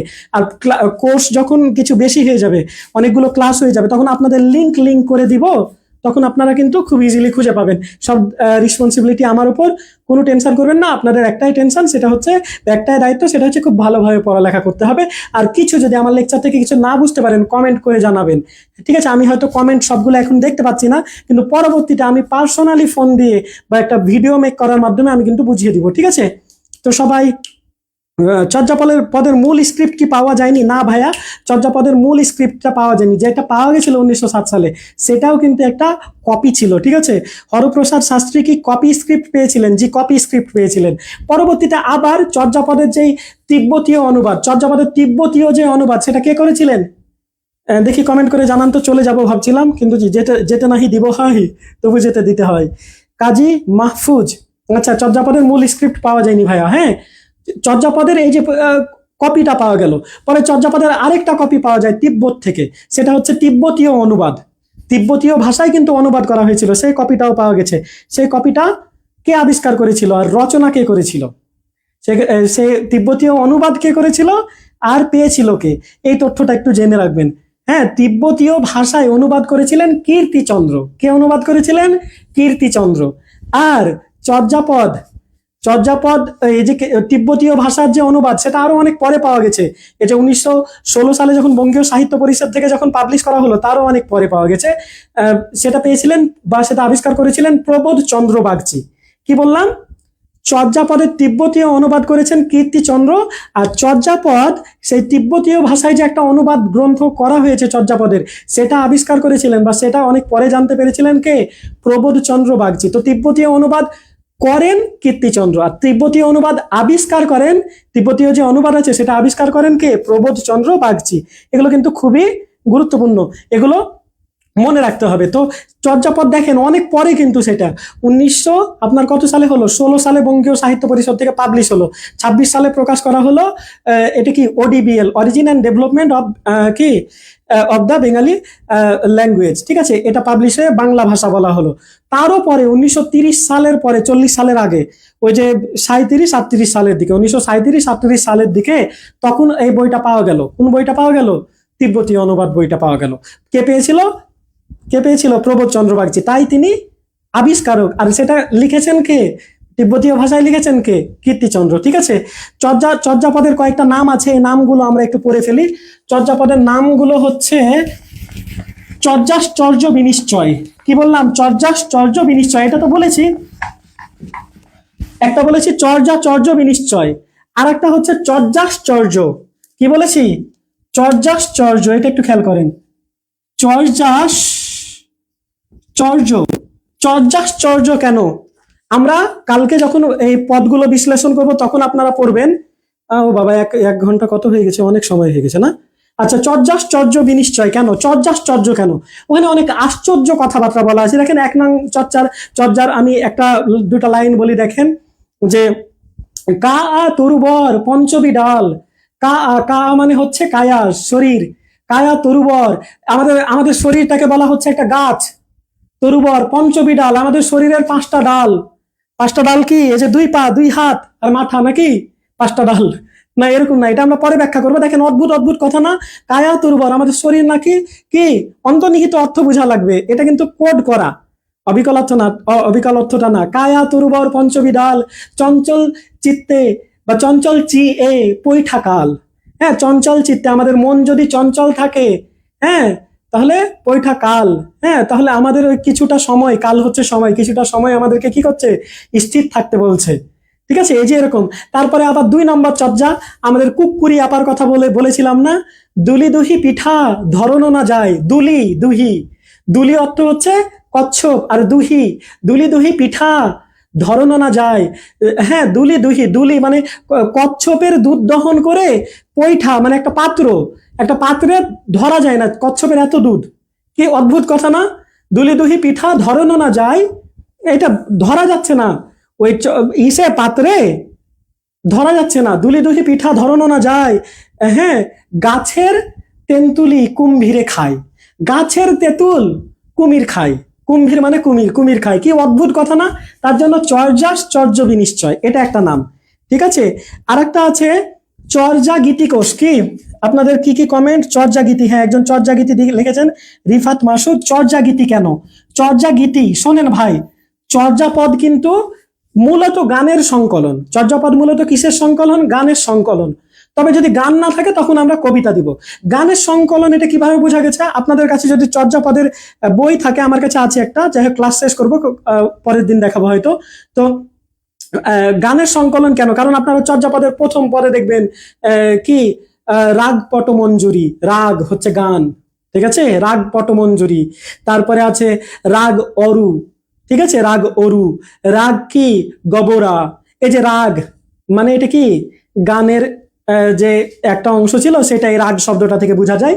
রাগ পটমঞ্জুরি, রাগ গবরা, রাগ অরু। তাহলে চর্যা গীতি এটাকে বলা হয়, বা চর্যা গীতিকোষ আরো স্পষ্ট ভাবে বললে কি হয়? চর্যা গীতিকোষ বা চর্যাশ্চর্য। চর্যাশ্চর্য কেন বললাম?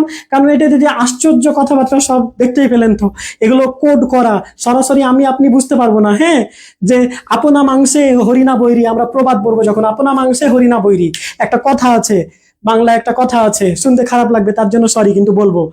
কথাটা হচ্ছে ন্যাংটার নেই বাটপারের ভয়, ন্যাংটার নেই বাটপারের ভয়। ভাই, যার টাকা পয়সা নেই, যার সুন্দরী বউ নেই, যার কি ঢাল নেই তলোয়ার নেই, কিছু নেই, ঠিক আছে, তার কি কোনো ভয় আছে ভাই? তার কি দেউলিয়া হওয়ার ভয় আছে? ও তো আগে থেকেই দেউলিয়া। তার কি কিছু হারানোর ভয় আছে? হারানোর ভয় নেই। ঠিক আছে, তো এখানে আরো লেখা আছে দেখেন, এখানে কি কি যেন বললাম? আপনা মাংসে, আমরা প্রবাদে পড়বো, আপনা মাংসে হরিণা বৈরি। আপনা মানে তার নিজের মাংসেই হরিণ কি? বৈরি, বৈরি শত্রু। হরিণের শত্রুকে তার নিজের মাংস, তার নিজের মাংসের কারণেই তো তার এত বিপদ। তাকে সিংহ ধরে, বাঘ ধরে, হ্যাঁ হায়না ধরে, সবাই ধরে ধরে খায়। কেন খায়? তার নিজের মাংসের কারণে।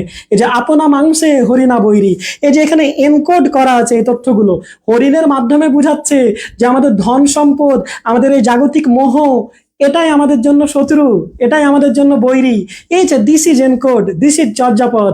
এই যে সিদ্ধাচার্য যারা ছিল, সেই সিদ্ধাচার্যগণ এনকোড করে, কোডিং করে লিখেছে, সরাসরি লিখে দেয়নি।